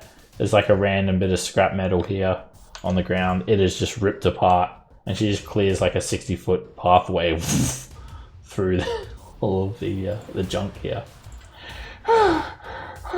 Whoops! And so let me just change this dynamic lighting around a little bit. Yeah, she actually clears a little bit of a pathway as well. The red caps are seriously injured but not quite destroyed. Raven. All right. Huh. All right, I'm gonna shoot this guy. Am I at disadvantage with that guy next to me? Yes. Oh. Gets up in your face to annoy you. Then I'm gonna shoot him instead and push him back. Okay. So it's a disadvantage anyway. Two. That's a hit. Oh, slow. We both hit. Do you want to push him back twice? Yeah, push him back 10. I think it lost your charisma again. Oh, it did. So that's an extra 3. Okay. Alright, if you knock him back, it'll push him into Parent Square. Oh, okay. Well, I'll just push back to once then. Alright, you hit him. 6 from the second one. Alright, you knock him back, and he's looking a little bit disheveled from those attacks. All right. Nico.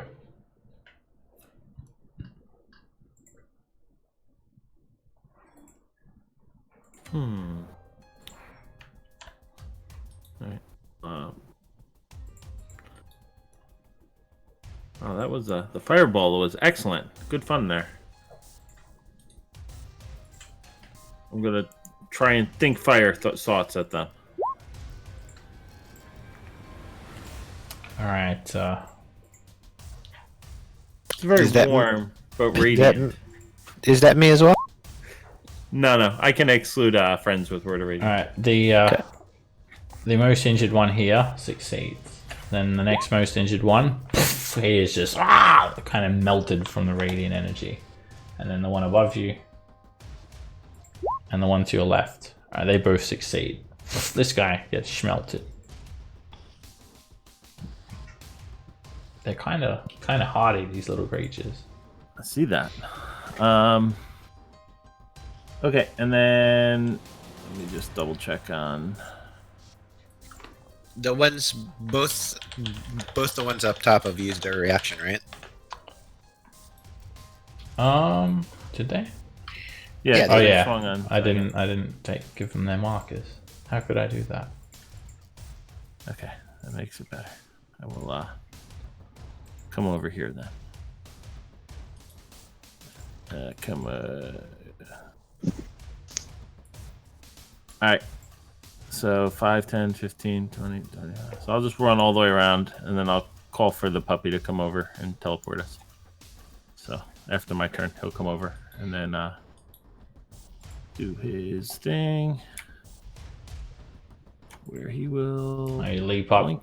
grab onto Corgi's leg, and then And we'll go back here 30 feet, and they have to make a save or take 6. okay, closest one. What's the DC 14? Alright, this one actually, he's immolated and he explodes. This guy is also kind of burnt. The other one managed to shield himself from getting scorched.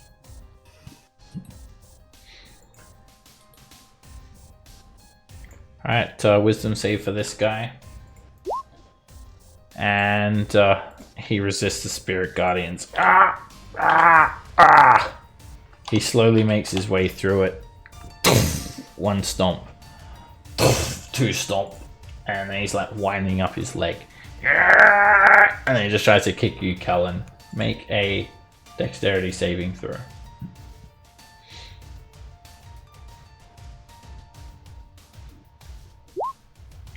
He managed to get you with a boot. But Zygon's aura will protect you, actually. So, all of a sudden his boot just deflects backwards and knocks him back. Nothing happens to you. Alright, this guy looks over at you, Nico. How you get... Thief! And he just calls you a thief and starts attacking you, Nico. He's not in the Spirit Guardian. Oh, He slashes you with the sickle, and that hits for 10 damage. Ow. He swings again, and he hits again. And you hit for 12 slashing, and then he'll do a third attack on you. It's very quick. He misses. He kind of oversteps and swings over the top of your head. Perrin. Alrighty. Do these ones to the south of us look like they know what's going on here? They're just laughing it off. They're like rolling around the ground, kind of pointing, but they don't look like they're going to get involved. Good. So I'm gonna bonus action put Hunter's Mark on that. This one? Yes. Okay.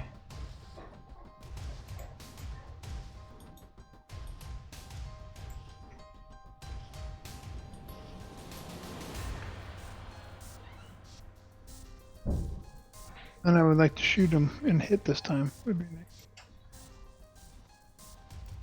That is a direct hit. Second one is a miss. I didn't mean to hit it twice, but That's alright. It's lagging like crazy. Was that a people must be sharpshooter? stuck at home. Shouldn't there be an extra plus 10 onto that? The damage? Why didn't it do that? I'll add on another 10. So 17 points. And That's strange. Okay, I'll check it. sneak attack. So 17 points. And then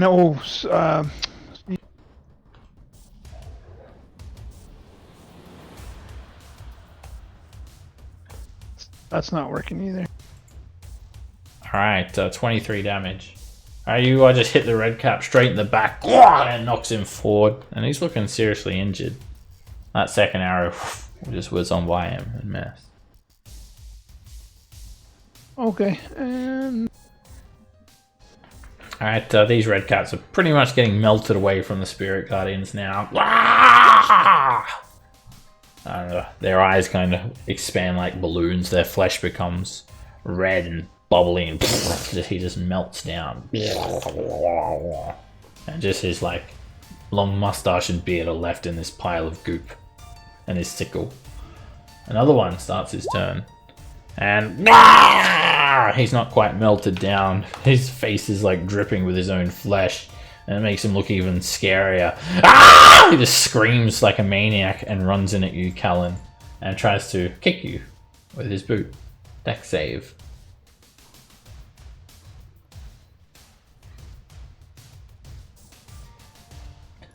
And he gets you.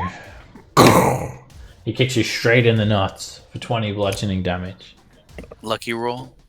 Alright, you can re-roll the dex save.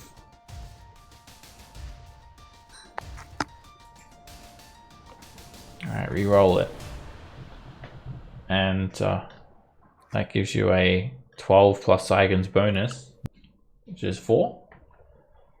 Yep. So that's 16. Alright, it looks like your lucky coin was stashed down near your groin. It protects you. Thank you, Lady Luck. She was down at your groin.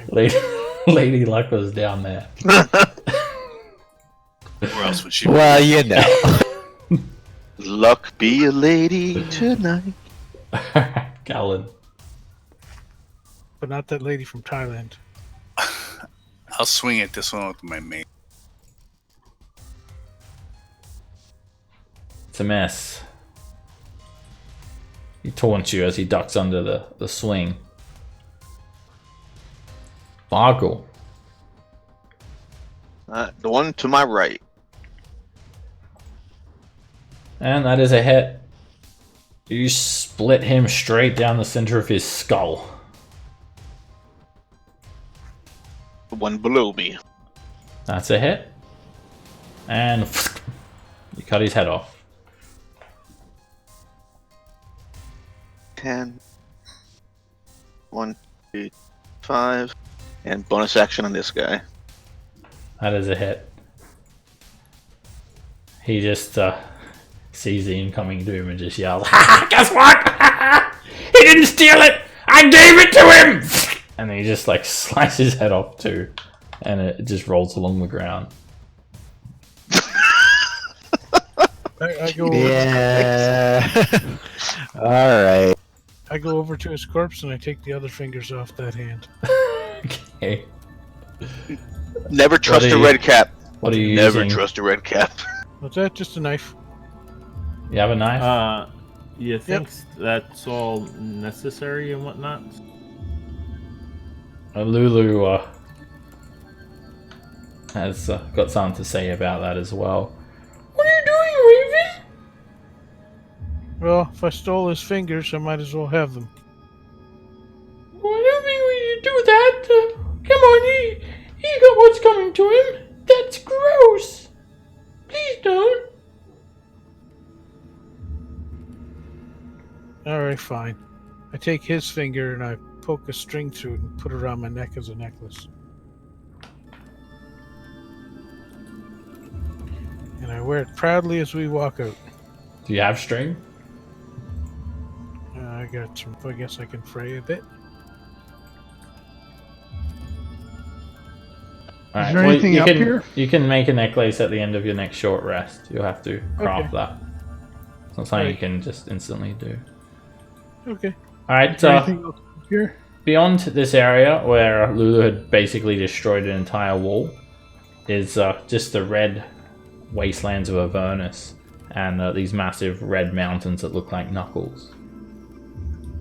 Over here you see more madcaps and redcaps just mingling with one another, and you see this flaming skull kind of fly up over in this direction, and yeah, it's having stuff thrown at it. It's got like a green flame covering it and red glowing eyes, and looks like some redcaps are throwing some stuff at it and teasing it. Looks kind of sad.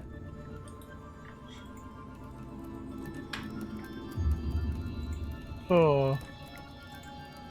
Hey, Mr. Skull. Why are you sad? It flies up and away from the red caps and flies over towards you all. Other red caps are pointing at it as well and just laughing, and they're doing raspberries. And it flies away from them and towards you all. It kind of sniffles a little bit. And a red cap takes a piece of scrap metal and throws it at him, and he has to kind of dodge out of the way. Stop that! Stop! So Oh, those guys are nasty, aren't they? oh, hello. Melt them all. Yes, they're really mean to me. They're mean to everybody. They're jerks. They're throwing stuff at me. Have they been throwing stuff at you too? Or you really beat them up, you did? Oh yeah. And What are you? despite this being literally a flaming skull with red glowing eyes surrounded in green flame, kind of seems kind of nice. He has a nice demeanor. Oh, my name's Barnabas. Forgive me, I don't usually speak like this. The wonderful red cap stole my tooth. Oh, which one? My lucky one. No, which redcap stole your tooth? I'm not sure.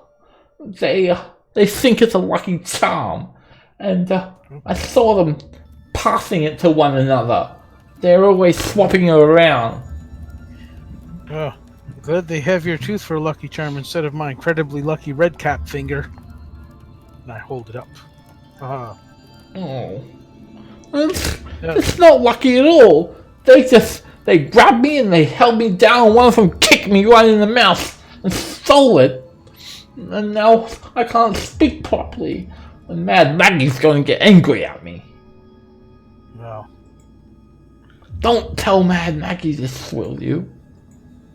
no, but I wouldn't go any closer to my friend there. Why? What's wrong? Because Is it my appearance? I'm sorry, but I don't have all my teeth. Otherwise, I No. saw you. I'm much more charming.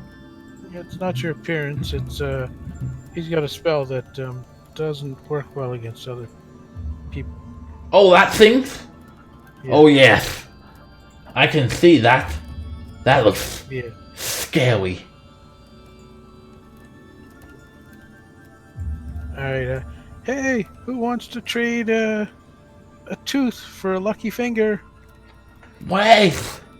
Don't go saying that too loud. Maggie will have more than a tooth if she learns that one of my teeth are missing. Well, we'll get it back for you. I'm too embarrassed to tell her. But can you find it? You will? We'll try. We'll look for it. Oh, thank Come on, you. Saigon. Let's go over here. Aramis, you might want to move a little bit north for a minute. Yeah. I'm going to go ahead and lay some hands on myself real quick. Get myself back up. Yeah, I think. Hey, I'll hurt her. People. I'll drop a heal baby down. There you go. Oh, that would be appreciated. alright, Hill Baby will go a number of times equal to twice your spellcasting mod. I know that they're errataing it, but I don't think the errata's out yet, so. And I don't really want to change it anyway. So just leave it how it is. What's your spellcasting So it's my mod? wisdom modifier. Is that what it is? Yeah, ×2. So my wisdom modifier is 3. So you got 6 heals, 66. Hill Baby appears, and something is like a little bit wrong with Hill Baby. Hill Baby usually looks like this cute little Furby, but instead it has child skulls that chatter as a necklace, and they sing nursery rhymes. Rock-a-bye baby on the treetop, when the wind blows the cradle will rock. When the kid falls, her buster caboose, and mum will do time for child abuse. And Lulu looks at you, Perrin. Does Hill Baby always do that?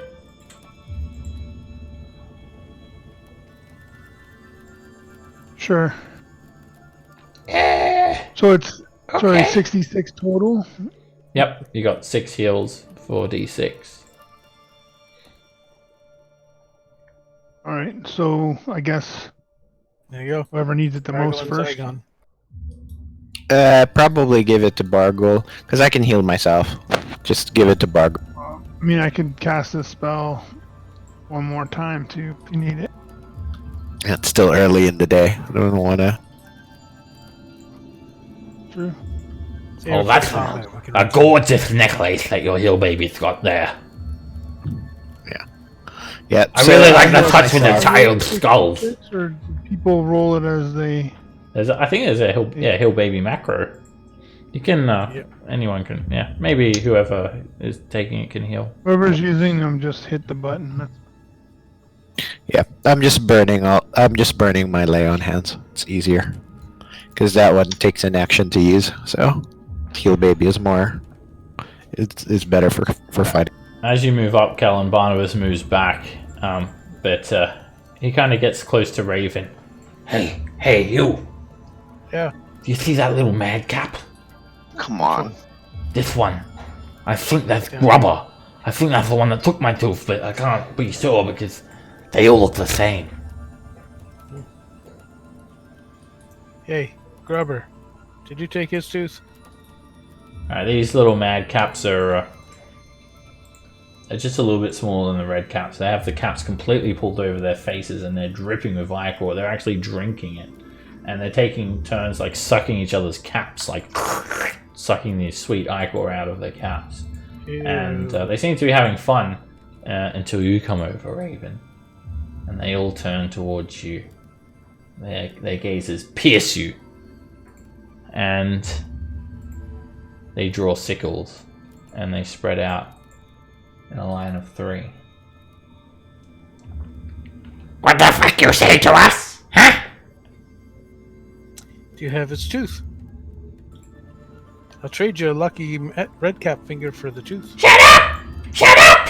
Shut up! Shut up! Shut up! Shut up! Shut up! Shut up! And a couple of red caps come over. 4 of them. And they stand behind the madcaps. You picking on the little madcaps, are ya? Yeah, I'm just asking if they'll trade his tooth for this finger. You're asking too many questions. They're asking too many questions! Too many questions! Get him! And these 7 creatures launch themselves at you guys to attack. Of course they do. All right. We'll take a 10-minute break now before we get into this next fight. I'll see you guys back soon. Great. Hey. Gross. All right. Oh, Seb? Yeah. I had an Earthbind spell as well. I think that might be from that new spell booky thing that you had, so I don't know if that one's legal. Just you'll need to let me know in between sessions so I can look at the spell and then decide. Yeah, if no, I'm I gonna- didn't know that. This Earthbind basically drops something that's up to 300 feet flying gently to the ground, 60 feet around. That's concentration. Xanathar's guide. That is a book that Oh, we're is it? And it's using. a druid Oh, spell. okay.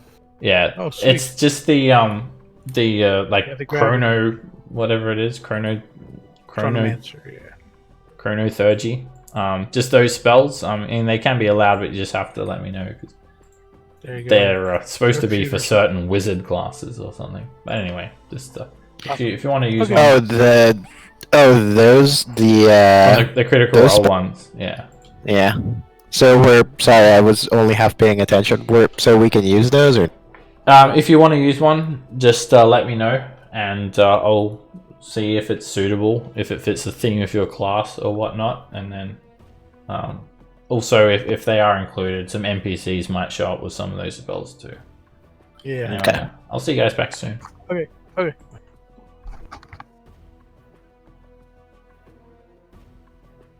All right, I'll be right back.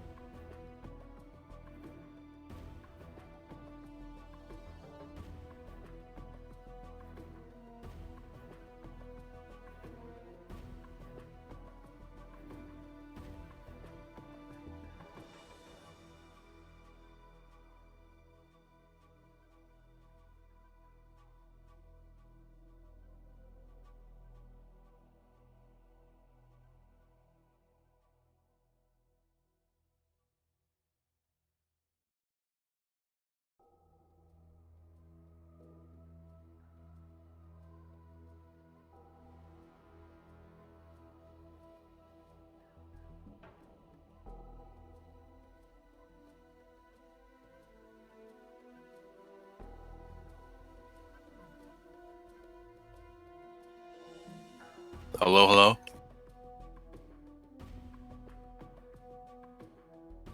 Hello. Okay.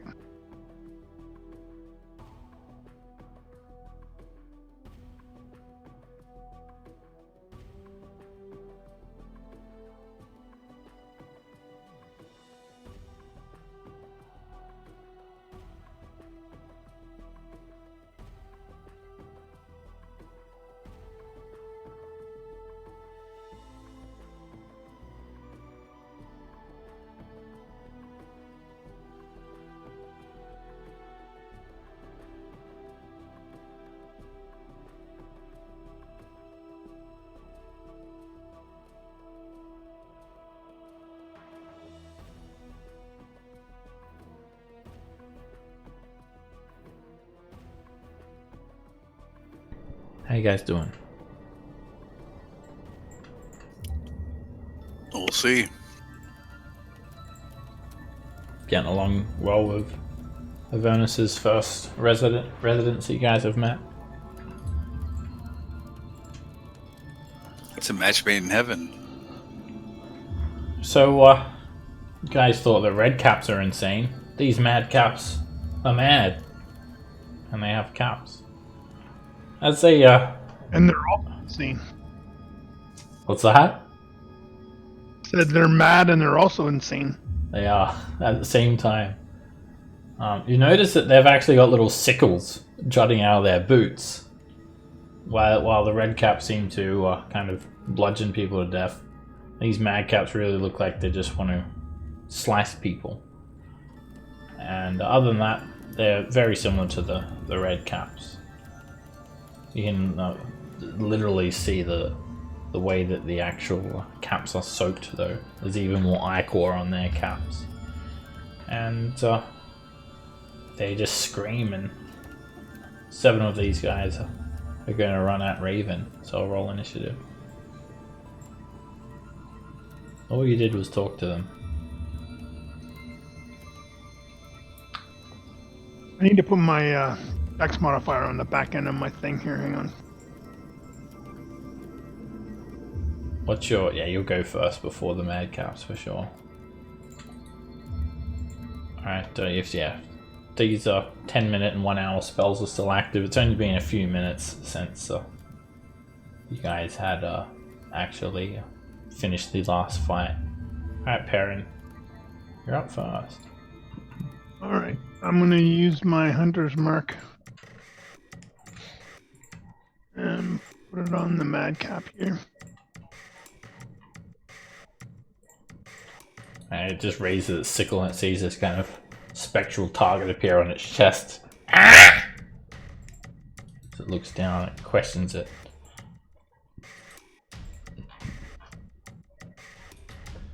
I also note there's 2 more red caps here.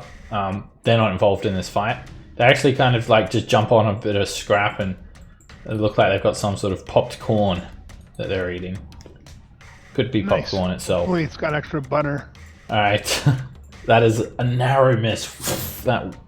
It almost takes the cap off the mad cap's head. Second one is a hit.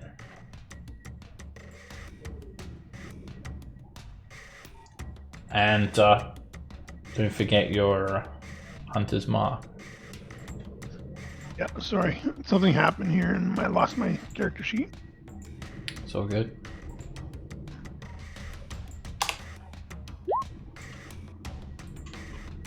Alright, it glances the madcap's neck. Blood and ichor spew out, and it's looking bloodied.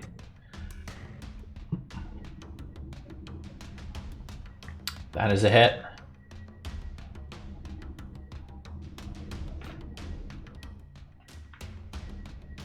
And Hunters. Alright, so when you hit this madcap, it basically explodes. Its hateful existence comes to an end in a spectacular fashion. It just bursts into flames, reducing itself and its ichor-soaked hat and its pants to ashes instantly, while leaving behind just its sickle and these like smoldering iron boots with just like flames coming out of them, basically.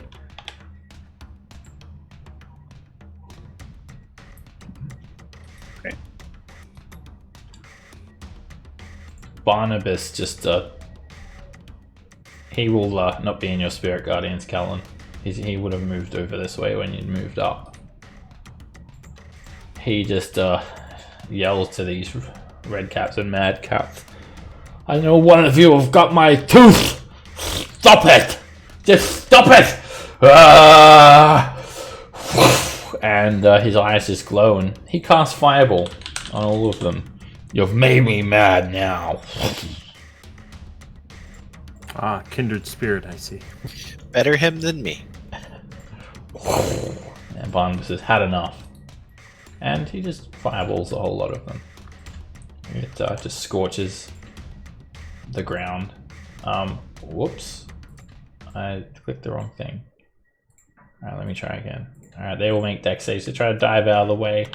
Somehow dodge this fireball, whether it be hold up their sickles or try and grab their caps and hold them up for cover. And it leaves half of them badly scorched, some of them a little bit singed. And Barnabas flies up 40 feet above the ground. Alright, this red cap just points to you, Raven. Stop picking on the little madcaps! You should be ashamed of yourself! And he's just going to try and slash you with his sickle. He misses. He gets off balance. Whoosh! He swings again. The sickle catches you. You're hit for 8 points of damage. Whoosh! He swings again. And he misses you.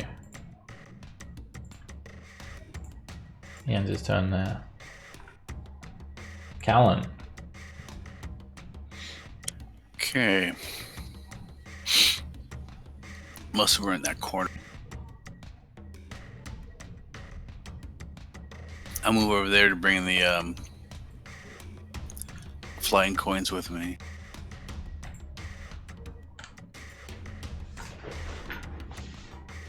Right to there. As you run up, all the red caps kind of shield themselves, but the mad caps are just randomly jigging their head around in excitement almost.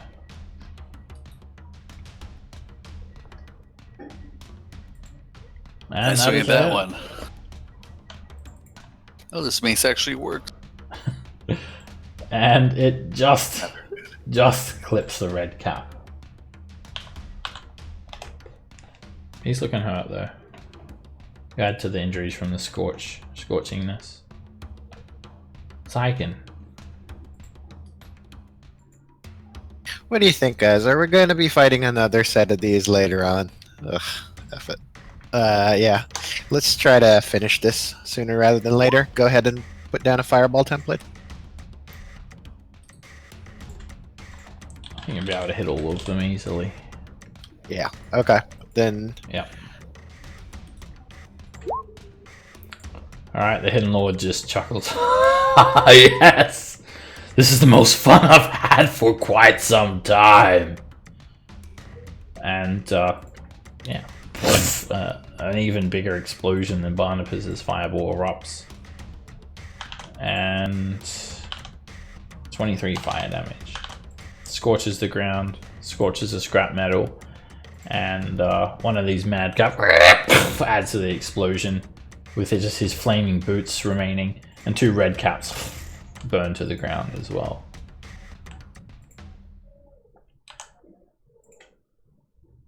As you guys look over, Alandir, who was just scouting around the outskirts, looking for a shortcut, a way in, finally has found one. Found a shortcut to get in here. A massive hole in the side of the wall. I was practicing my urchin skills. Lulu waves at you. Oh, hi Alandir! We're fighting psiotic redcaps! They tried to kill us for no reason! Alright, I'm here to save the day. Get him! She points her trunk forward, and you also notice a mysterious figure accompanying the party. And Lulu just points her trunks and says, get him, and that's it. So Alandir, as you look around, you see your party members. You see a flaming skull, but the flaming skull seems to be fighting with the party. He's 40 feet above you, and you're just like surrounded by these 15-foot high walls of junk. And there are these 2 murderous-looking red caps trying to attack the party with giant sickles. I will bonus action dash to here. And I'll attack this one here. Where did he come from? Hey, there's a thief! You're attacking the wrong guys! We're the good guys here! Haha! We got a rogue on our team now. And you just you wouldn't get the sneak attack because there's a red cap next to you. I think you have to be he has to be the only one next to you, I think. Either way, it kills him anyway. The rapier just explodes a red cap, and this little, it's like a little feral gnome. He's just thrown back 10 feet away and impaled on a random spike of iron sticking out of this wall. Raven.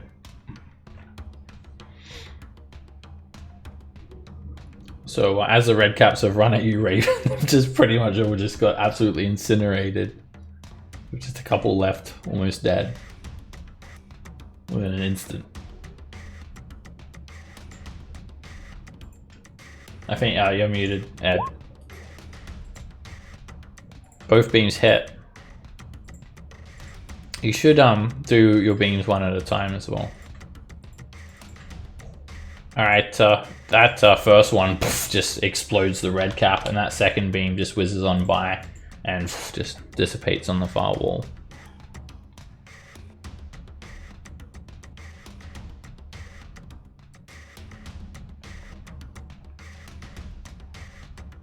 Discord disappeared.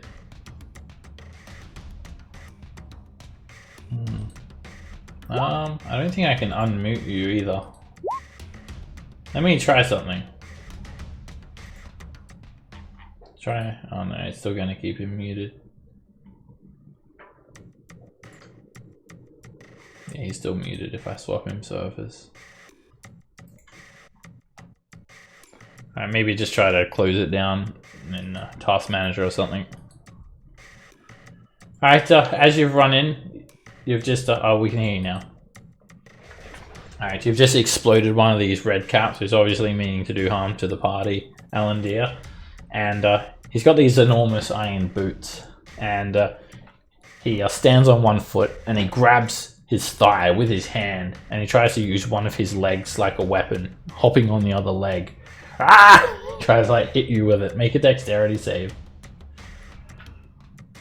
Like kind of hops up, wielding his own leg as a weapon. And he just kind of tumbles out of the way, stumbles, and just stomps a boot onto the ground. Completely misses you. You just casually step back. Bargle.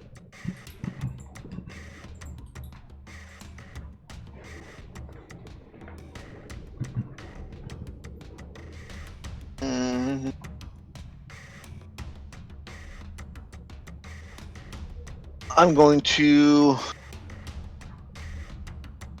fire my crossbow at that red cap next to Alandir. A miss. Yeah, the trigger just won't pull. It's jammed. You don't know what the hell's wrong with it. And eventually, you don't even touch it and just fires automatically into the ground. You didn't even touch the trigger that time. Whoops.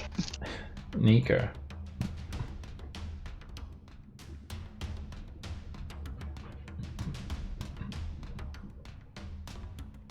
I think that's 60 feet.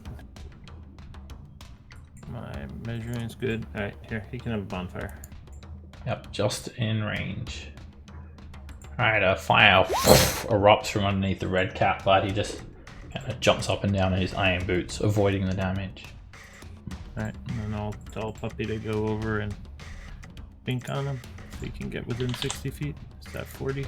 Yeah, okay, he can. Okay, and then I don't know where his character sheet went. Blink. That hits.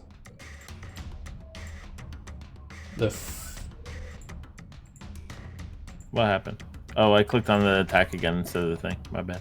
The flame seed explodes over the red cap. Ah! He screams and he's almost burnt to the ground. Perrin.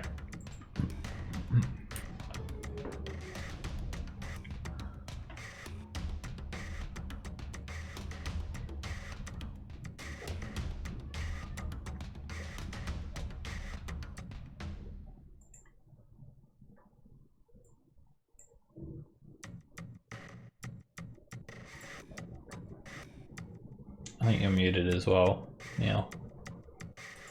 Sorry, I have my head thing up because I was eating. So I'm gonna move my hunter's mark onto that guy. Alright, first shot is a Gonna miss. The string from the longbow as well gives you like a bit of whiplash on your arm, and you felt like it almost broke. You fire again. Kind of like sneakily, like just move back here with my head hanging down. Okay, this red cap is like on the brink of death. Both arrows whiz on by him. I did something and lost the little macro thing in the top corner. It's gone. You have to have your token selected, otherwise it won't show up. Barnabas's eyes just light up with fire, and he hovers on in. Stop it! And he just kind of screams, "Ah! I think I got some dust in my eye!" And he ends up just kind of spinning around in the spot for his turn. Callan. Okay, look around.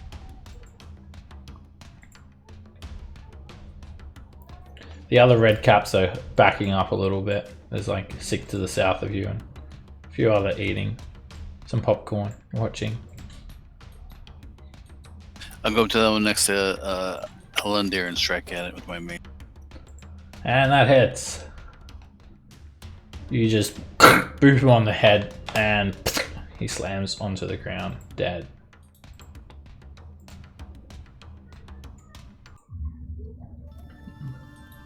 Have you Redcaps had enough? Bravo, bravo, good work. I like the mace in the head. My favorite part was when he died. Ha ha ha! Some of them are commenting.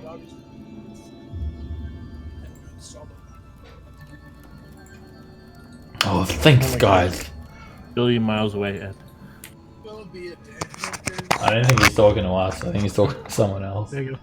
I'm gonna search the bodies for the tooth and put it back in the skull, all the while singing, "You'll be a dentist." Yeah, they don't have the tooth. They have some other body parts though. Their clothes are so decrepit, they're like covered in mold and they're kind of wet. And you also have to be careful because their caps are literally dripping with ichor.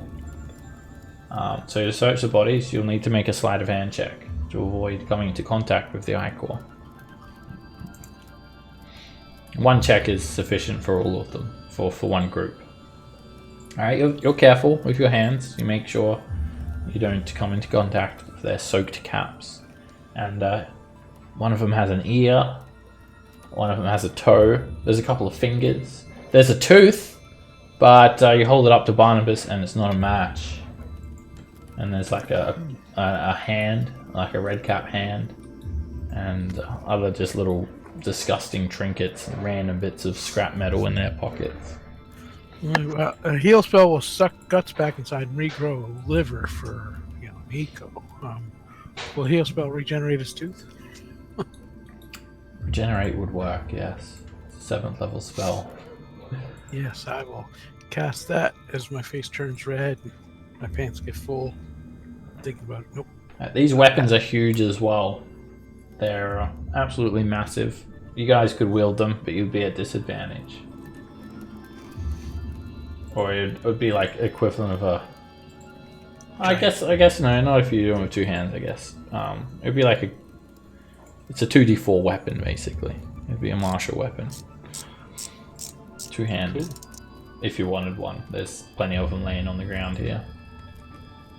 A couple of the red caps move in as well and start scrounging. This 10-minute spell is going to go away now too. Alright. Does anybody else have a tooth?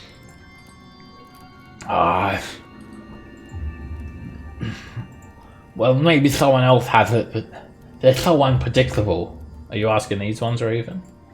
Yep. Do you guys have a tooth?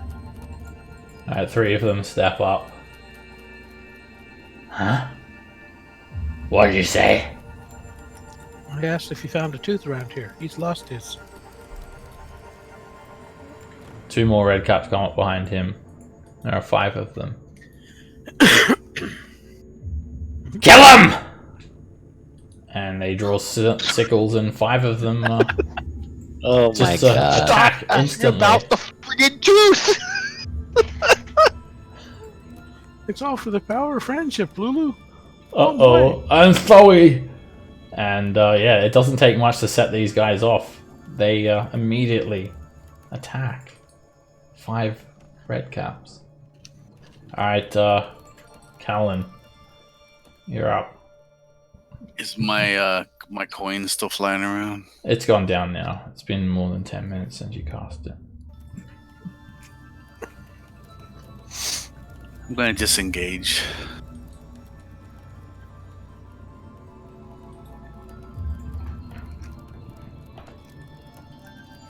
Alright, this red cap just runs up to Zygon and looks at you, Raven. I'm gonna kill him because of you. And tries to kick Zygon with his iron boot. Zygon, make a dex save. I tell him I bet all 5 of you can't kill him. Alright, out of nowhere, Zygon just boots you on the side of the head for 20 bludgeoning damage and knocks you prone. And then he's going to run up and kind of jump on you. Ah! He's going to jump here. Make room for some others. This guy's going to run and he's going to jump on you, Zygon. Wrestle with you while trying to slash you with the sickle. Miss. Miss. And miss. All 3 sickle attacks miss you. Lulu yells to you, Raven. I don't think this is a good idea. They can't be reasoned with. They're crazy. Yep, I think you're right. Alan, Should dear. just attack first from now on.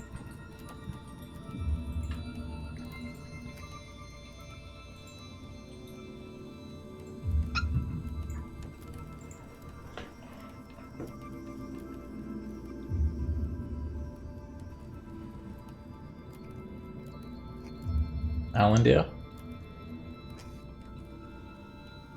Hello.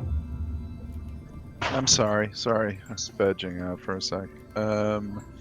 I will move as usual. Bonus action. Dash.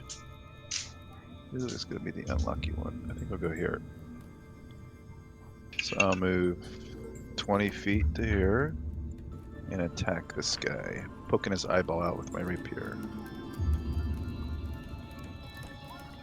Oh, It's a miss. She casts a spell. You expel the thunder into the air. so I will move 5, 10, 15, 20 up here, and that'll be my turn.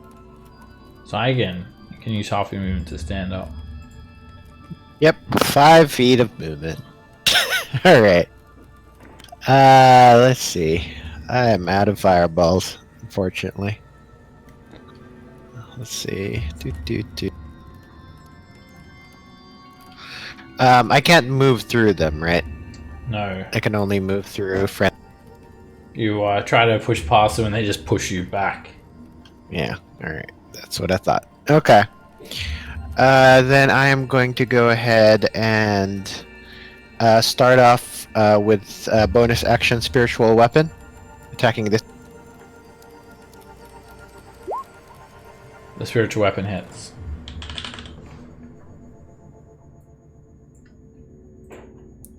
And it slams into the red cap, knocks him back a little bit with an explosion of force. Yep, and then 1 attack. As a hit, you swing the warhammer and it crunches straight into the red cap. It's looking hurt. Second attack. And go ahead. are you gonna smite? Yeah, I'm gonna go ahead and smite. Just 1. Alright, 23 damage. You just plant the radiant warhammer across his face, and just a big burn patch of radiant energy on the red cap's cheek. How come your crits aren't turning green? Still standing. It's not a crit. Guys, this isn't working. They can't be reasoned with. They're insane. Anyone got a number for a good dentist? I'm gonna help you guys out here. And Barnabas will just do another fireball. But this is the last one of the day! And he does another fireball. Help you guys out. It explodes over 4 red caps. 2 succeed. 3 succeed the fireball. This one is incinerated. He just turns into a pile of ash. This one succeeds. He gets scorched. This guy, he takes the full brunt, and the one on the left succeeds. He shields himself with his ichor-soaked cap, and he's left with some minor scorch marks. Help me, he just says, and he just he's 40 feet up, so he just flies back a little bit. Nico.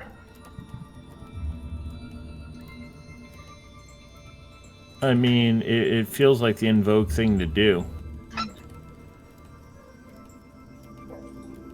Everybody's doing it.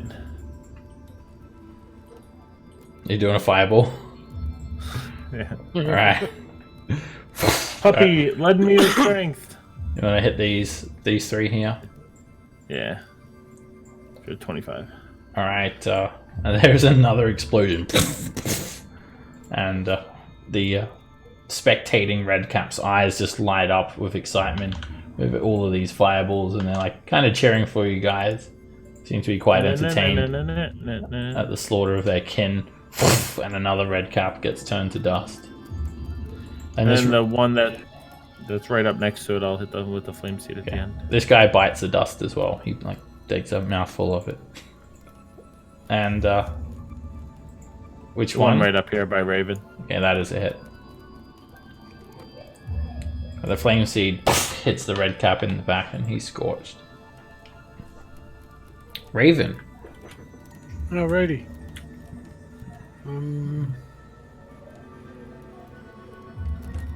I think I'm gonna shoot this guy to start with. Push him away. Oh. 21 is a hit.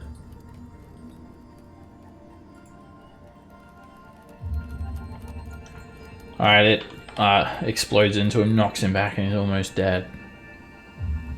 Okay. And well, I'll hit him again since he's still alive. It's a miss. That other red cap just kind of tackles you and sends you off course with your shot. This guy's just going to run straight at Raven, and I'll teach you to talk to me, he says. Raven, I didn't talk to you, he did. I went to Bargle. make a dexterity save. This is your fault then. He points to Bargle. It's your fault that I'm gonna kick him in the face. And as he's saying that, he jumps up and he manages to knock you clean out. You guys see Raven's head just twist and poof, hit the ground hard. He's unconscious and dying. Then he draws his sickle and moves up here. Perrin. Okay, I'm going to move my hunter's mark onto this gentleman.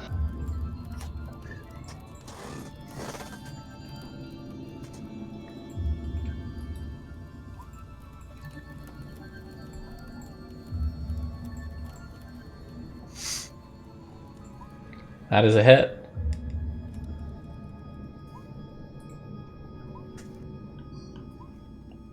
Alright, 27 damage. A well-placed shot. It sticks straight into the red cap's back. And he's almost dead. You fire again. And it impales him. The arrow shaft bursts through the front of his chest. And he collapses onto the ground dead.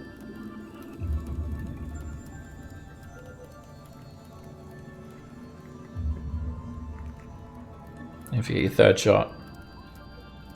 I'm not taking it. Oh wait, there's one right there. I didn't see it. Yeah, there's the one that just put Raven down. That is a hit. And he holds up his hand, and you actually fire into his finger, and it cuts his finger straight off. And he just screams out in pain. Ah! Blood's pissing out everywhere, and he just like holds his severed finger up to Raven. Look what you did! Raven's on the ground unconscious, and blood is just spurting on Raven's face. Look what he did! The other red cap says, "Tuk, tuk, tuk, tuk," and he runs and jumps at Bargle. Bargle, make a dex save. Gah! He does a flying kick with his boot. And you easily step to the side, and he crashes onto the ground next to you, and you're up. And the one directly south of me. It's a miss. Same one. That hits. And another red cap's head is lopped off of his shoulders. Alright, bonus action for the second one. That's a hit. You follow through with that same arc and lop 2 heads off with one swing. And another red cap head rolls along the ground.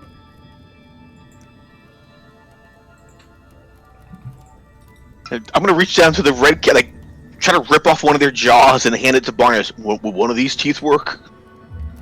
He inspects it. He actually gives it some consideration.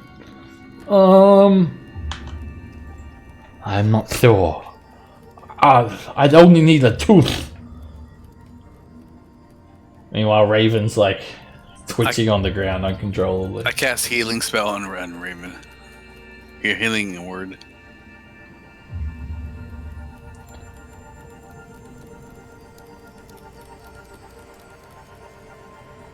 Alright, you've got one. You got some healing there. 1d4 plus modifier.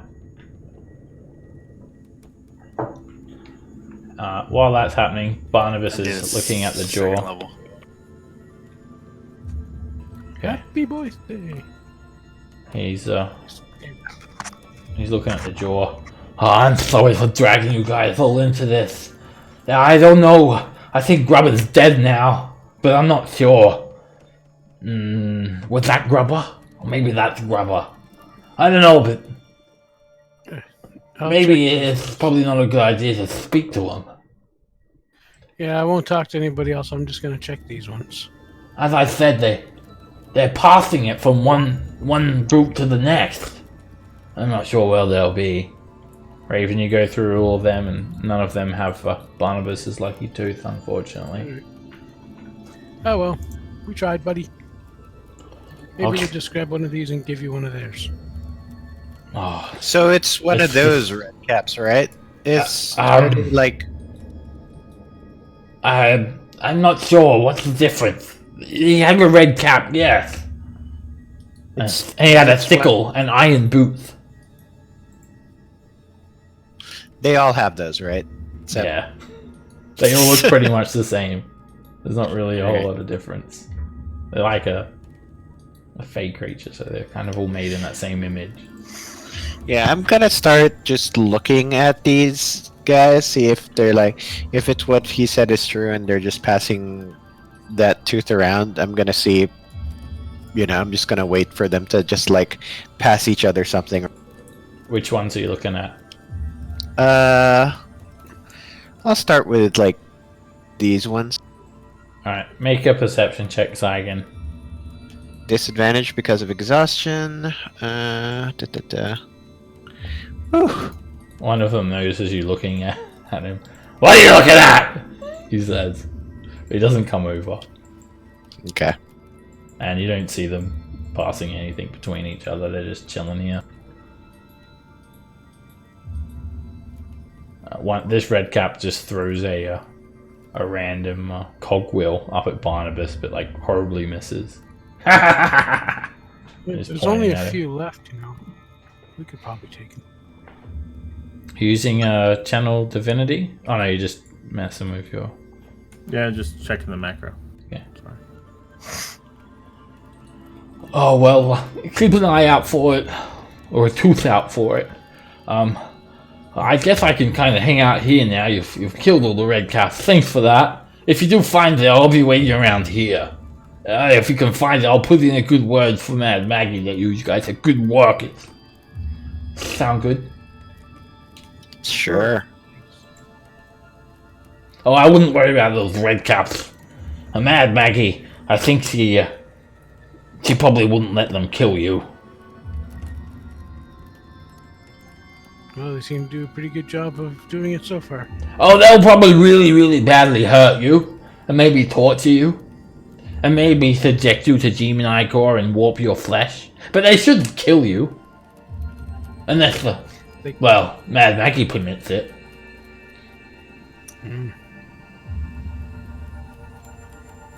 So are all the Reds Caps this way, or do they always be like this? Or there's about 60 of them or something.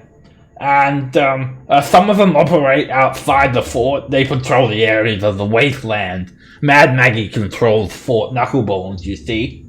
And she gets some new ones delivered. They just come in a big bag, and she kind of spills them out on the ground. She's very resourceful. She'll have these ones replaced within a 10-day or so. I wouldn't worry about it.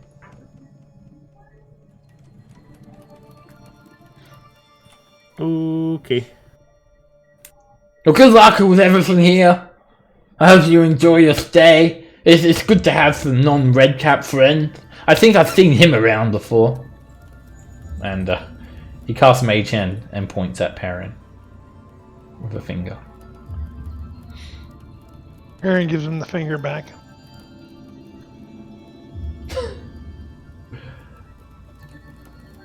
Alrighty. So it looks like we've been doing some works and whatnots. Maybe, yeah. And we don't see the tooth around on the floor or anything. You're like doing some works, literally look around, just see like 20 dead red caps all around you. The scorched slag of like fireballs and like if you're adventurers, their definition of work is a little different than most people. But it's not easy being a murder hobo. Yeah, there's lots of body parts, there's even a few teeth, but none of them are Barnabas's. Must not have got grubber ore. I mean, there are supposedly about 60 mad red caps here, and probably half as many red caps, so might have to try a different group. I see one down there, and I see 8 over there. Come on, guys. Is this anything special with the skeleton and the chest down here? There's just like a blue iron barrel with a humanoid corpse laying on the ground, and there's like another one, and the red cap is just taking some small bones from it, like taking a couple of bits of bone from its toe. You can check out this group if you want, Raven. You can look at them, stare at them. If you wanted to check them out, you could make a perception check. All right.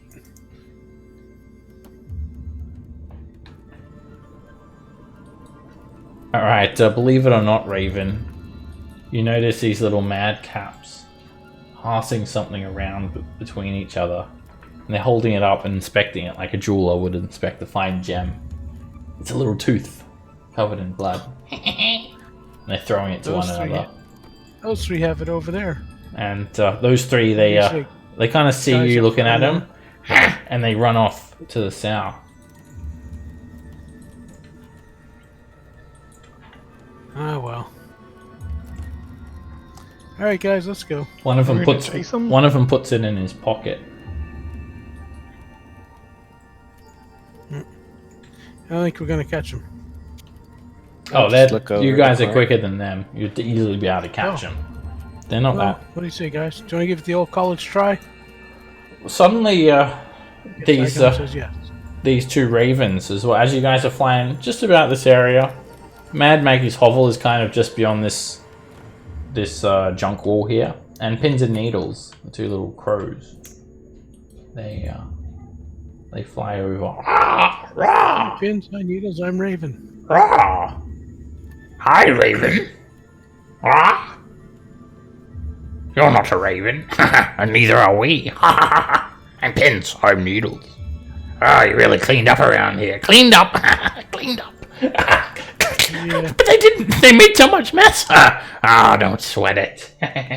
Good job. Lots of killing. We like that. More spare parts. You guys are doing more work than half the red caps around here, and you've barely done anything.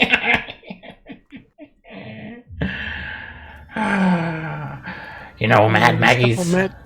Yeah? Couple madcaps took something there that we'd like to get back. Any chance you could help? They went that way. Ah! Alright, we'll leave you to it. Come back! We've got a job for you when you're ready. Ah! We'll be back at the hovel. Rah, rah. Yeah, good If we killing. can get them talking, I can try to pick its pocket. Madcaps don't talk. It's not. Distract them for a second. Yeah, definitely within the realm of possibility to pickpocket one of them. One of them literally did put it in his pocket. All right. Well, let's keep going, guys. Are you keeping up? The redcaps see you chasing after the madcaps and they point. They went that way. They point to the Thanks. south. You head along another wall of scrap metal. You can see what looks like the broken hull of a ship. There's a few redcaps just scrounging through this broken hull of a ship, which you have no idea how it got here. It's so out of place, it doesn't make any sense.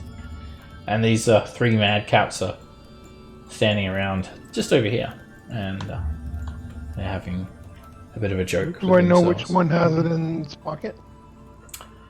Yes. You see one of them put him in his pocket again with your passive perception. It's this guy. Actually, it's this guy. The one on the end here. So, Raven, or if you're gonna go up and talk to him, try not to pick a fight, but I'll come up with you and try to pick his pocket. Yeah, you'll have to get within 5 feet, and yeah, they do stop what they're doing as you guys approach, and they all just stare at you all. They don't say anything, but they stop talking and they just stare at you guys. I stare at them back, and then I also use my shield to stare. Alright, they're all just intently watching you as you guys come closer. I pull out a couple things from my pack and start juggling in front of this one. Alright, what are you juggling exactly? So far, I've got a dag. Oh, no, that's a spell list. 3 torches. Okay. Do you light them on fire? Sure. Alright. You can light them on fire and make a performance check with advantage at the cost of risking to burn yourself with a sleight of hand check. Okay. So performance advantage. Ooh, sleight of hand. Oh, you juggle them good. And the madcaps, they're clapping. And they're saying, "Drop it, burn you! Drop it, burn you! Drop it, burn you!" I pretend like I'm about to burn my face. Oh! Burn your face! I try to pick the pocket of the one that has the. Alright, make a sleight of hand check. Oh, and you've got it straight away. No one else even sees it. You just kind I of start walk clapping by it. and cheering on Gonna- Raven. Good job. Back up while I'm juggling, and when I get to here, I'm gonna sort of fumble the torches and drop them like, oh, darn it, and walk away disgustedly. And you get a Barnabas tooth.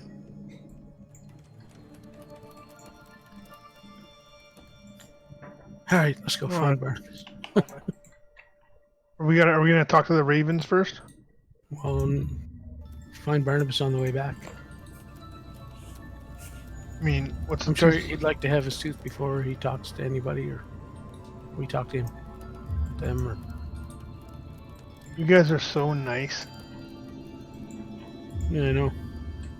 I mean, we're all just on friendship and love. That's what we're running. That's right. To the power of friendship. Barnabas is wallowing Hey, over Dylan. here, and in his Hey, sadness, Barnabas, he's shooting fire rays at the corpses of the red caps to try and cheer himself up. look what Perrin got for you. Look what I found. Oh! He just starts whistling in excitement through the gap in his tooth. Oh, wow! You've got it! Oh, it really fits! You reckon you could just hammer it in there? Someone have a hammer? I have a crowbar, I think. Yep. Bargle pulls out his hammer, reaches to his ear, pulls out a little earwax so he has some glue. Oh, that's good. Oh, that's a very, that tastes strange. Oh, it's perfect. Thank you. My, speech impediment is completely restored. I can now face You Mad sound a lot Maggie funnier again. now than you used to. Oh, really? This is my normal voice. Do you think it's annoying? Nah, sounds good. I think you were much more interesting before. Oh, well, Luckily, I can just take it out with a mage hand if I ever need to speak like this again. he casts Mage Hand and pops a tooth out and he puts it back in. You've done a really good job for me here. I'll be sure to pass on the word to Mad Maggie. If you ever need something firebolt, you come and see Barnabas. That's what I do around here. I just firebolt stuff. Great. Glad we could help you out. Cool. Is Pins and Needles still around? No, they We're gonna. they'd be back at the hovel. Yeah, let's go around to the hovel. We'll go back. As you head back that way, Raven, you do you see these red caps just kind of tapping their sickles in their hands. You feel like there's going to be trouble if you go that way. You have to fight your way through about 5 of them. Ha! Back this way. We'll walk around where we were before. Yeah.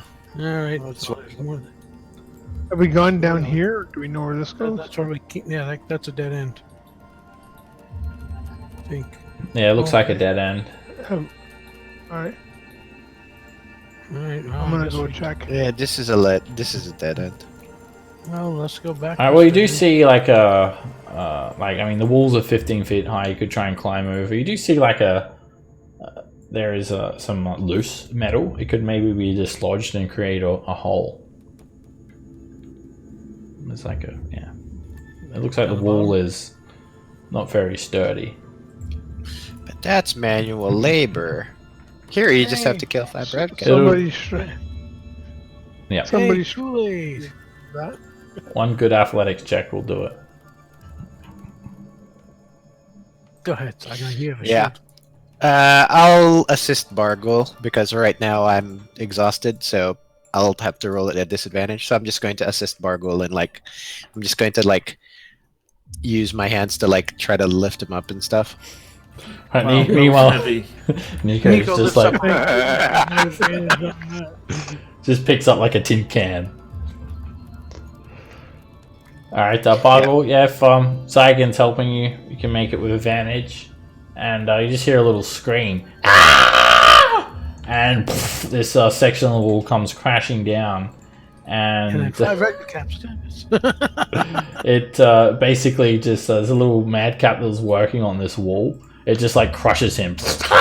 And he's instantly squashed, and the red caps are just pointing. The madcaps think that's hilarious as well. The little madcap is squashed.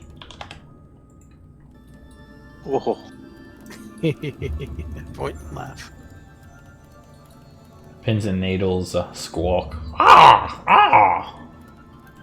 Over here, over here. And they land on this tormentor.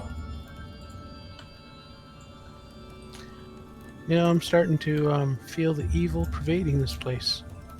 It's kind of liberating. More killing. Good work. Red caps are murderous. They soak their caps in fresh blood. Rah, rah. They soak their caps in demon ichor. Rah. Killed many, you have. Good job, good job. Want to kill some more? Sure. Alright. We have a problem. There is a madcap. We was tricking him. Yes, tricking Needles was. His name is Wazik. But Wazik and his little friends, they are plotting revenge. Yes, yes, they want to cut us. They want to hurt us. We don't want to tell Maggie. She told us not to pick on madcaps, but it's so fun to poke them and sting them. Especially when invisible. You see. And with a little flash of red smoke, They, for a brief moment, turn into imps. I knew I liked you guys. So, you fix our problem? Sure. What's in it for us? No, tell anyone. Big secret. But, Of course not. oh, Never for tells for you? Oh, they want to kill your Lulu too. We heard them speaking. Little angel, they kill it. They kill it. They plotting to kill it. You want to kill us quickly? Well, where's the red cap? We can tell you. He takes shit. While he taking shit, you kill him.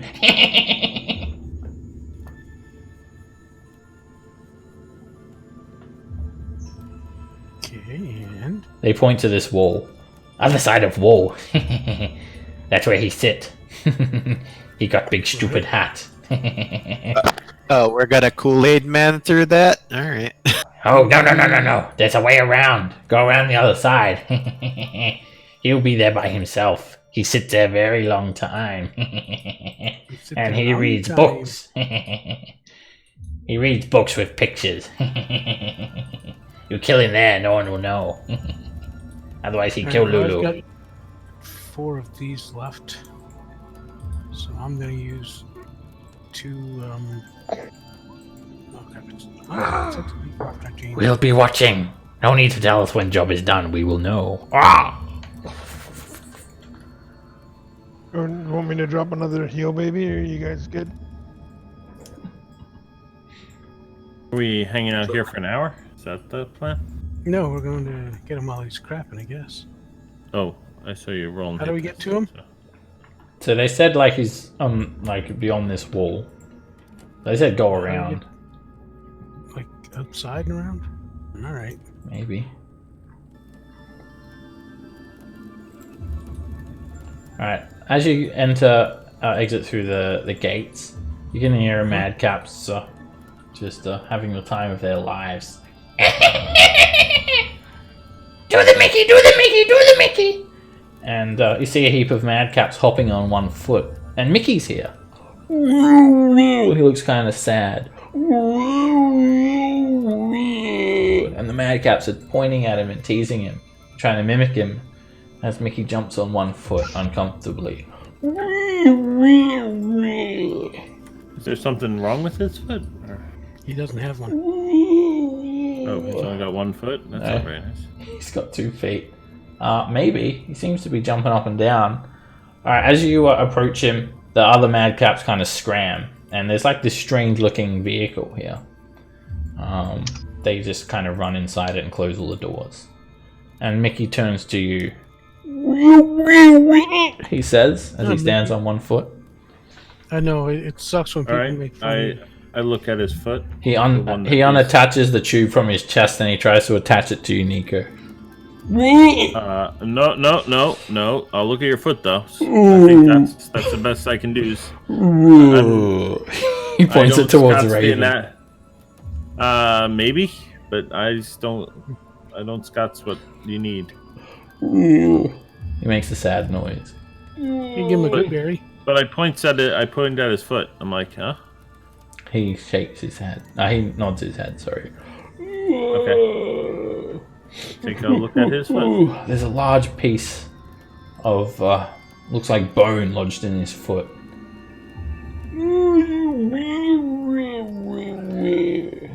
Can I pull it out? All right. Some medicine-y stuff. First, make an insight check just to make sure that is the problem. It might be something else. He does have this tube. Maybe he's looking for something else. You're not sure if that's his problem or not, Nico. It might actually be a part of his foot, because his foot is made from bone. Oh. Does he have only 1 foot? He has 2 feet. Okay. I'll show you that hand out again. So yeah, his legs are made from bone. Oh, okay. There are like bits of bone jutting out of his foot everywhere. It could be just like a claw or something. And yeah, you're not sure if that's a problem or not. Does anybody knows crazy sucky tongue face anatomies that they might be able to see if this is normals or not? You could make a medicine check. Of course, Good yeah, check. if you try to remove it, you might literally just be cutting off a piece of his foot. And you're not sure if Mad Maggie would like you cutting off her little baby's foot. It's her adorable little baby's foot. You come over, Callan, and it does the tube thing to you. Unattaches it and holds it up to you. Do you put anything inside? It's like a vacuum hose. There's like there's some suction there. I'll put like an iron ration and It's like a Dyson. Never loses suction. Right, it sucks the ration up jerky. and it pops it back onto its chest. It seemed to like that because it well, he can't smile, but it does something excitedly. And yeah, you take a look, Callan, and you believe this is the problem. Of course, it will take some surgery to remove the bone, and it will take someone who's particularly good with their hands. You could direct them to perform the surgery. Elendor, come here. What? Is What it do you want gonna me to be- do? We need your deft hands. It's like a I've piece got of a bone devil. 17 dex, and if it's going to be sleight of hand, It's a sleight of hand. plus 6 to sleight of hand. Anybody have? All right, Alan, dear, Seven. you Elendor, take not there, don't do a that. blade, and yeah, you just kind of. I was going to say I could assist, but Whoa! Something goes wrong, and he screams really, really loudly. And just as a knee-jerk reaction, he just basically tries to hit you, Alan dear. And he just does. A massive arm hits you for 19 bludgeoning damage. Alright, you uncanny dodge it down to 9. Let me give him a D6 healing. He's got some like serious damage to his foot, and the healing, it relieves the pain a little bit for him by the looks of it, but it does not heal his injury, and he just kind of pushes through everyone. Unless you're going to stop him, he'll push through you and he'll hop off towards. Do we Yeah, think we'll it does try it to seem stop like it's recoverable from the Yeah, thing? we'll try to stop him. Oh, not now. You want to try and stop him? I'll try to just like make some calming motions to try to calm him down. Like I don't speak the language, but maybe it's like, hey, hush your little baby. Margo, tackle him. Anyone got some milk to offer him? No, He liked the rations, right? it's salty milk. Yeah, he's in a lot of pain. I'll go ahead and lay some hands on him real quick, just to. You could attempt. Alright, first of all, everyone make me an investigation check if you want to try and, if you care about trying to think of something you can do to calm Mickey. Sure, why not? Alright, we've got some Sherlock Holmeses here. Callan and Raven got these mathematical equations dancing around the air. Alright, Callan, Raven, Zygon, and Alandir. The four of you think that this thing looks like a flesh golem. Obviously, it's not your typical flesh golem, but usually they only listen to the voices of their creators, and sometimes they can actually go berserk. Luckily, Mickey didn't go berserk, but if they do, they'll just relentlessly attack until they're destroyed. But you could probably try to calm it by speaking firmly and persuasively. However, you will have to try and imitate Mad Maggie's voice. All right. What kind of And check would that be? It would be a Perception? deception check. Mm. Yeah. Anybody good at deception? Can anyone do it? I have +9 to perception. Deception. We're fooling. Deception, I have -1 on deception. I have a 4. I have a 4, but I'm at disadvantage. Right? Yeah. All right. Alright, Alan, do you try to mimic? Alan, do you wouldn't be able to mimic her voice because you haven't heard her speak. get back here now so they can help you. Yeah, I'll Your words are falling on deaf ears. say, get back here. Does not sound like Mad Mackie at all. No, She's at all. Alright, Mickey hops off upsettedly. Baldur, go get one of the raven thingies to help. What's wrong, Mickey? Oh, my Mickey! Did they hurt you? Come to Mama. The Unlucky. madcaps were making fun of him and torturing him. So we went over to try to stop and help. Alright, Mad Maggie came out of the And he hovel was for a hurt. brief moment and just kind of glares at you, and then she slams the door loudly as she enters her Sorry. hovel. Alright, fine. Alright, well, I don't know who it is we were supposed to kill anymore. Keep going. Red cap, like that was shitting or something. Yeah. But he might not still be. It's probably done by now, unless he has a good Sears catalog. Oh, they said he spent hours there.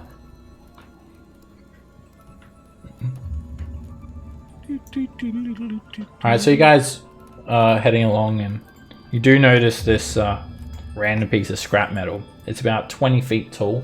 It has all these jagged wires sticking out the top of it, and it has a square-shaped opening. It's like a flat plate with a square-shaped opening. It's like a horseshoe shape. It's like a 10-foot high climb to get over it. So you can't actually really see beyond it too well. And it's flanked by 2 walls of junk. Alright, yeah, there's a lot of sharp and rusty parts to this plate. And obviously you don't want to bring down one of these walls of junk. So you have to be careful and make either an acrobatics or an athletics check to climb over. Crap. Raven, you cause a little avalanche of junk to fall on you, and you're hit by a couple of obstacles, Raven. Yep. You're knocked prone, and you take 18 bludgeoning damage, and I was expecting maybe a D6. you're actually kind of crushed. You bring down a massive chunk of rubble, and you're crushed underneath it. Oh. Someone will have to try and get you out, or you can get yourself out. There'll be a strength check. Alan, you're able to hop over. Perrin, you're able to hop over. Zygon, you can climb over. Raven, you're actually restrained at the moment. I'll try help Raven out, because I'll flex a little bit. Ugh! Talon, you get over. Alright, Nico, you're able to just get Raven out if he squirms free. Hooray. You're no longer restrained, Raven.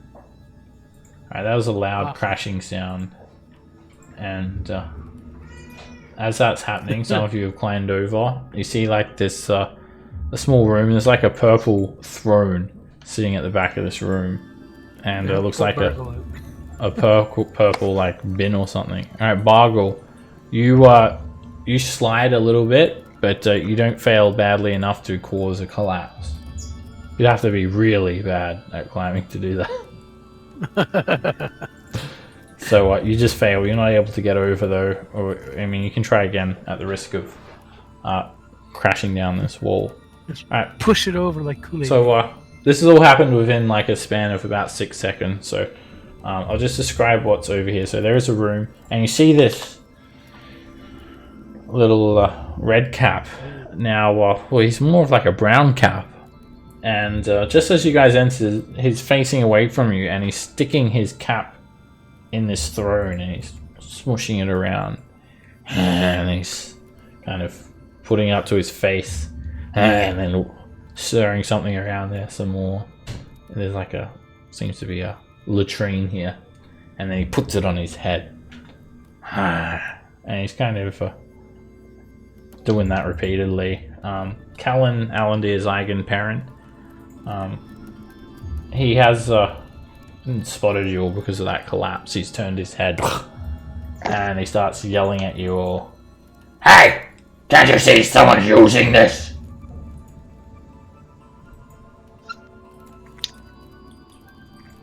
I'm trying to take a shit here. You've been taking a shit all day. Let someone else have a turn. Alright then, He says.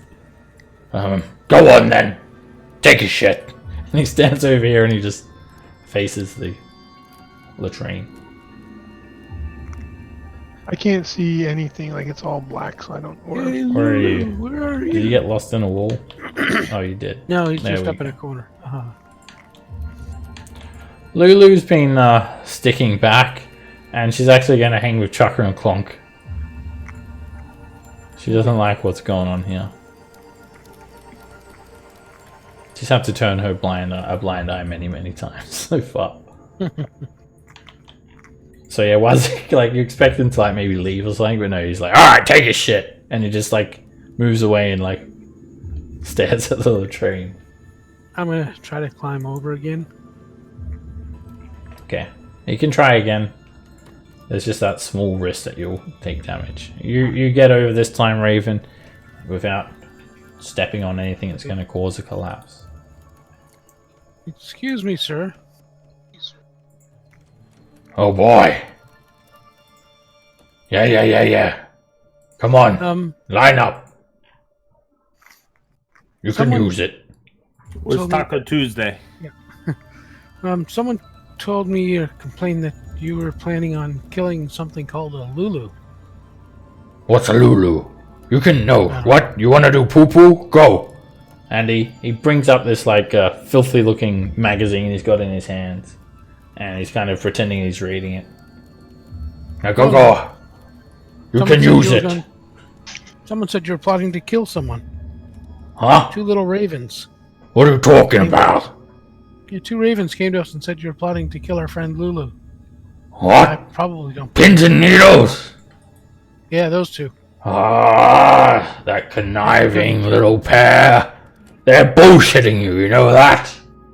They've been playing all sorts of tricks on us. I believe it. I think they were told by Mad Maggie to leave you guys alone. I think this counts as not leaving you guys alone, and I think I'll have a talk with Mad Maggie about it. Thanks for your cooperation. Have a nice day. Wait! You gonna take a shit or not? Oh, I just did. I loosened my pants a little bit. Pardon me. Excuse me. Make pardon me. it make a deception Oh, check, Raven. Oh. ABC. Ah, can't win them all, I guess. He says. Yeah. All right, guys. Let's go back and beat up Alright. the Ravens. So you guys turn on the imps, and when you guys Make return, Acrobatics to get back, or are you gonna beam us over? same check to get back. Okay. It's just as risky going from one side to the other. Athletics or acrobatics. If you get over a 10, you're fine. 10 or higher, you're fine.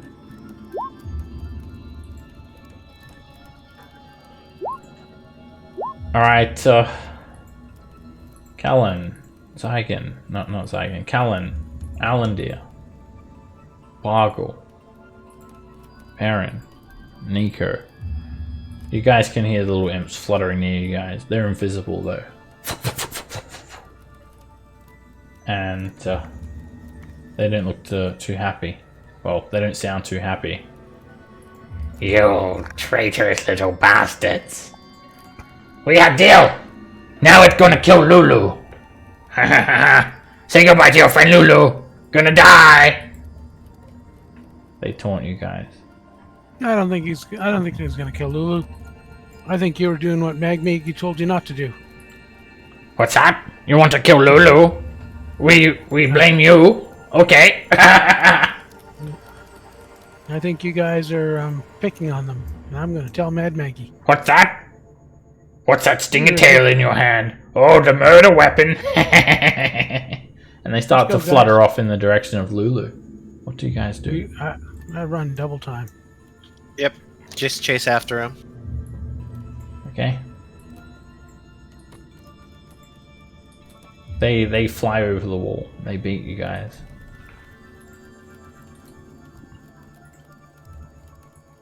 Lulu, watch out! As you Eagles guys are coming. as you guys get back, you can see Lulu fighting off Pins and Needles. Pins and Needles are in their imp form, and Chucker and Clonk are kind of waving their weapons at Lulu. They've got Lulu kind of pinned down, and they've stung her a couple of times. Ah! Chucker and Clonk aren't really doing the best job of trying to save her either. Alright, I'll roll initiative. So they're all on the ground here. Let's see what happens. 2 little imps. Okay, Alandir, you're up. Alright, I'm gonna move over to pins and use my needle here and stab him. That's a hit, and you just explode the devil. And unlike when you've seen devils die before, he doesn't explode with a flash of fire. You literally just rip his chest out, and he breaks into pieces with a corpse left behind. Chucker just turns to Clonk and says, "Power of friendship! Power of friendship!" And finally jumps up on this war machine and takes out a silvered pike and tries to poke Needles. Wow, he's good at voices. And he just kind of pokes Needles a little bit with the pike. Get back! Get back! He says. Perrin. Bye, Needles. Is my hunter's mark active? Has it been more than an hour? Hasn't been. Since I cast it. Hasn't been an hour yet, no. About 30 Alright, minutes. I'm gonna bonus action move my hunter's mark onto that dude.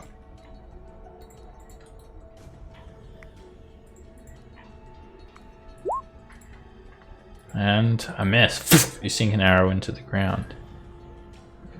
And another miss. And you finally hit him.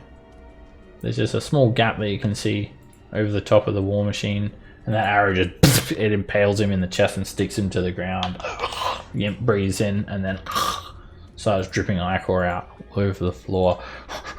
Lulu quickly flutters herself up to Nico. And then starts crying. You okay? Lulu.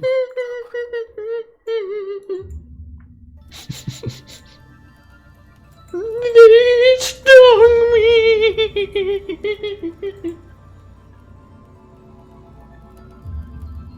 Let me heal you up just a bit there.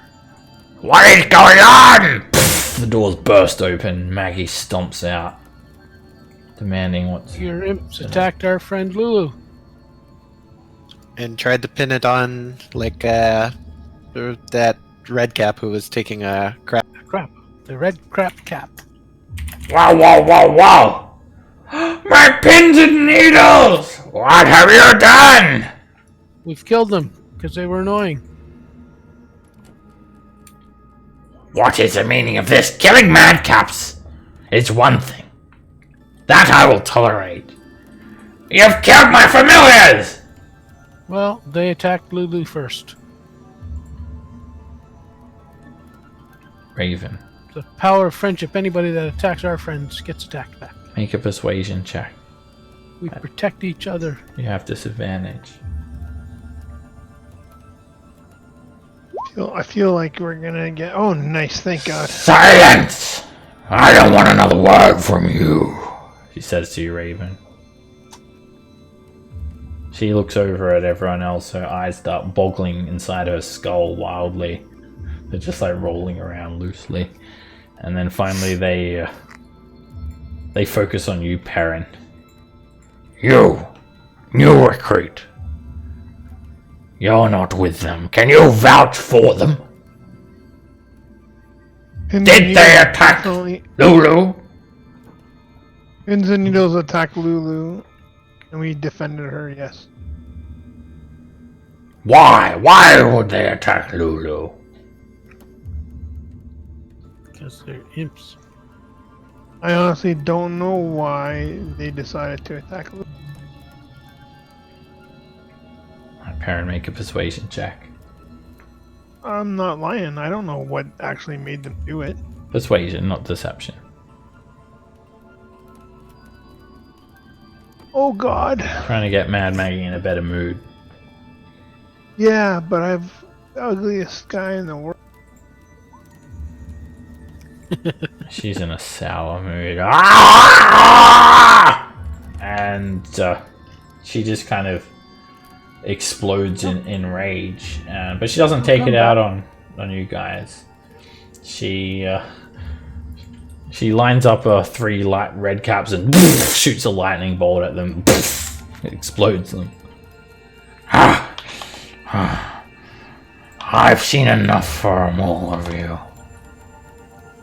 It is time to do the ritual. She doesn't seem very happy with you guys. Would you like us to maybe look at what's his name's foot too? I think we know what's wrong and might be able to fix it. Don't make this any worse for yourself. It's time for the ritual. All right. Get inside. In here.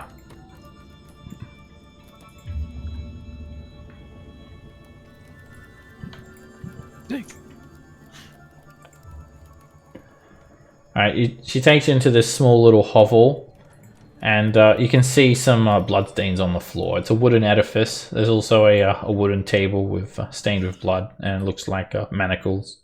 There is a small shelf filled full of some sort of oils and strange ingredients, strange curio. There's a steel door that looks like basically a gate from a jail cell, and you see a few madcaps in this little room. Like they're locked in here prisoner. There's a little trough of what looks like some dirty water. And you see Mickey just standing in this like little alcove. But Mad Maggie pushes open this door, and it looks like her bedroom. There's just like a filthy stained mattress on the ground. No bed frame. A wooden seat. A wheelbarrow that's empty but stained with all sorts of gore. Some guys, I gotta do my duty to persuade her. Some 15 minutes. Some barrels, a bookshelf, and a chest. Inside. She's calmed down a little bit. Don't talking to Mickey either. All of you in. Close the door behind you. I apologize about that little outburst. How rude of me. I should treat my guests better. If you haven't moved in, then a couple of red caps push you into the room. My jaw kind of drops a little bit. Blood, she says. I need blood. What about it? All right. How much? A gallon will do. All right, everybody, line up and give a pint. Does all be from same person? Doesn't matter, I just need blood. A lot of it. Oh, you got some red caps out there, right? I can go grab one of them. That's okay. All right, guys, hold out your arm. She just takes this disgusting gore-soaked bucket and holds it out, like to pass it along to you guys. And everyone will need to take 1 point of damage to cut themselves and drip some blood into it. It's against my religion. Sorry, I can't do it. Do you want to be a part of this or not? This is how we initiate the ritual. You must draw your blood if you wish to retrieve Lulu's memory. And she slices her own hand and pours a heap of blood into the bucket as well. See? Oh, come on. You're not doing anything with the blood. Give it to him. Yep, I'll do it. I'm pretty sure that there's a gallon of blood coming out without mine having to be in the mix. She just puts the bucket. You should give it to her, or else you can go by yourself. Yeah, if you don't That's give giving the an blood, ultimatum. then you she says that you won't be a part of this ritual. So that's up to you. But If you want to be part of this team and leave with us, you better start to act like a team member. Police. Remember, there is no I in team. Come on. I don't have all day.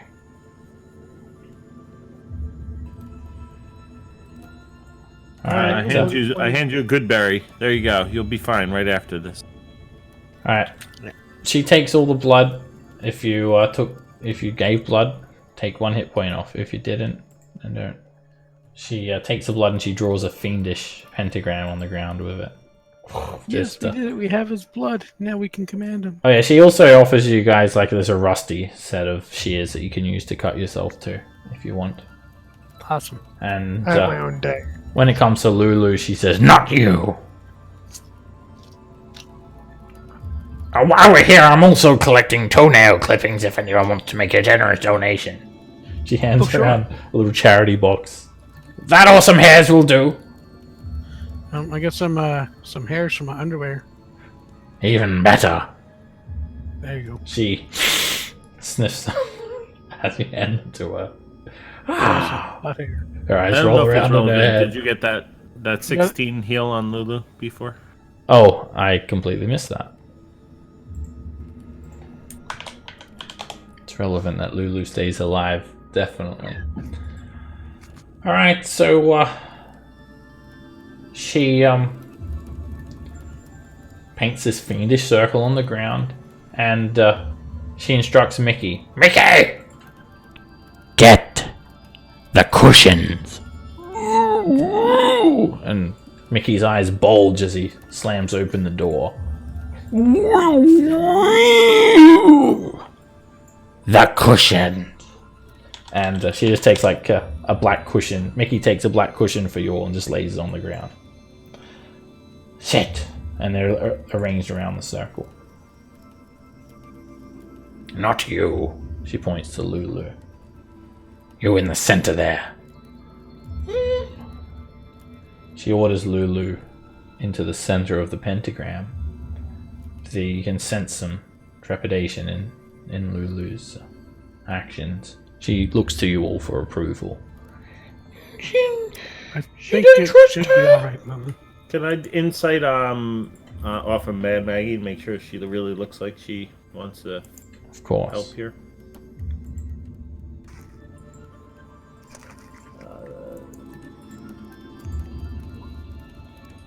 Yeah, she wants to help, but she seems really, considering the mood she was in, and yeah, she seems you feel like she was going to just do the ritual regardless of how bad you did, in helping her, and you feel like she's definitely got her own agenda here. She really is keen to get this ritual underway. But she might believe the ritual might work, or... Yeah, you feel like it's a genuine ritual. She's already started it now too. All right, Lulu. I mean, it's our best bets right now. That's the reason why we came here, is to try and remembers, and I think she's uniquely qualified to help with the mind things and whatnot. So Wait! anything. You can't just sit on the circle. Mickey! Get the blue cushion.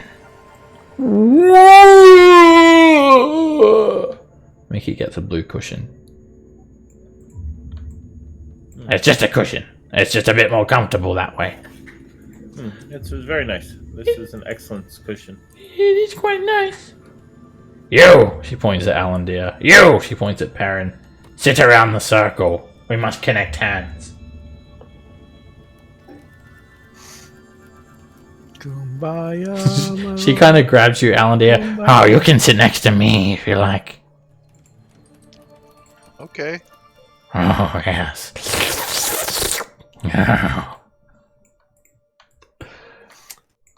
Alright, so you guys will sit around, and then she places 2 skulls on the circle. And she just sort of says, My sisters. They will watch over us. And she's referring to the two skulls. When she says her sisters. Hey, is one of them Time my for the buddy? coven, huh? Well, they won't care if we pick their brains about this problem. Oh, I thought one of them would have been Barnaby, whatever his name was. Close your Bone eyes. skull.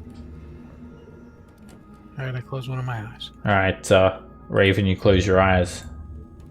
Everything goes black. Perrin, you closing? Can I peek out of them? Sure. Zygon, are you closing your eyes? Yeah, sure.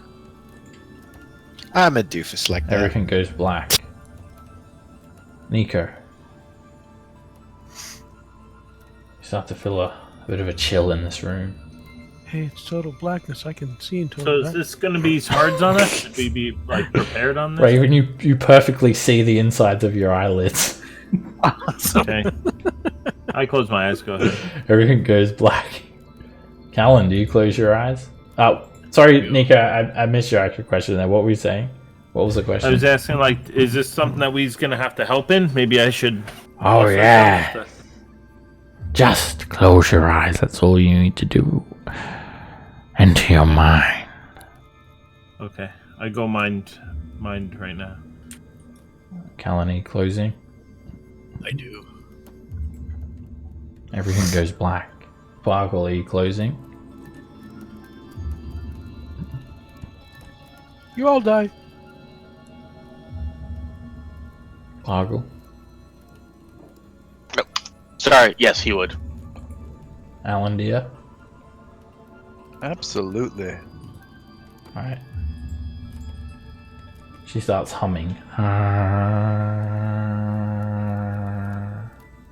Close your So- eyes. Keep them closed.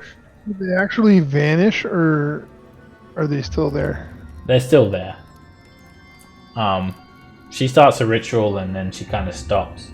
Ha! Something's wrong. Do one of you have your eyes open? And she looks around. Perrin's doing that, like, thing that kids do where, like, you close your eyes, you kind of pretend you're asleep, but you're not. You kind of got your eyes open a bit. I can clearly see your eyes open. And she Close looks them. who it is. You're disrupting the ritual. Don't worry. It'll only take about 10 minutes. I don't really trust hags, though. If you screw up this ritual, we're gonna kill you. Alright, I close my eyes. Alright. So you guys all have your eyes closed. Everything goes black. And you just now are kind of taken out of your bodies. Listen to my voice. It's almost hypnotizing. Keep your eyes closed. You are getting sleepy. Into your mind. Move from your mind into Lulu's. Concentrate. And all of a sudden, you guys can see each other. Although your eyes are closed, you're sitting around in a black plane of existence. Lulu seems to be in an unconscious state, and she's resting on the pillow. You can see the blood circle, and you can see all of yourselves as if you're looking down atop yourselves in third person. You all have your eyes closed. Focus on Lulu. Enter her mind. See what she sees. And all of a sudden you start to see some brilliant flashes of light. You're all incapacitated at this stage and unconscious. If you're concentrating, unfortunately that ends. And there's another flash of light, a rainbow light shoots through the darkness. And this tingling sensation sweeps over your bodies. And a vibrant rainbow appears. And there's a lot of color now. Mad Maggie is not with you all in this circle. You've entered Lulu's mind. You can hear Mad Maggie's It is the disembodied Caribbean. voice still talking to you. And you're in her conjured dreamscape. Do not let this fool you. Mad Maggie's voice guides you through the dream. Although this is a dream, your minds are fragile. Anything you encounter here still could kill you through psychic energy. Ah, what is this shit?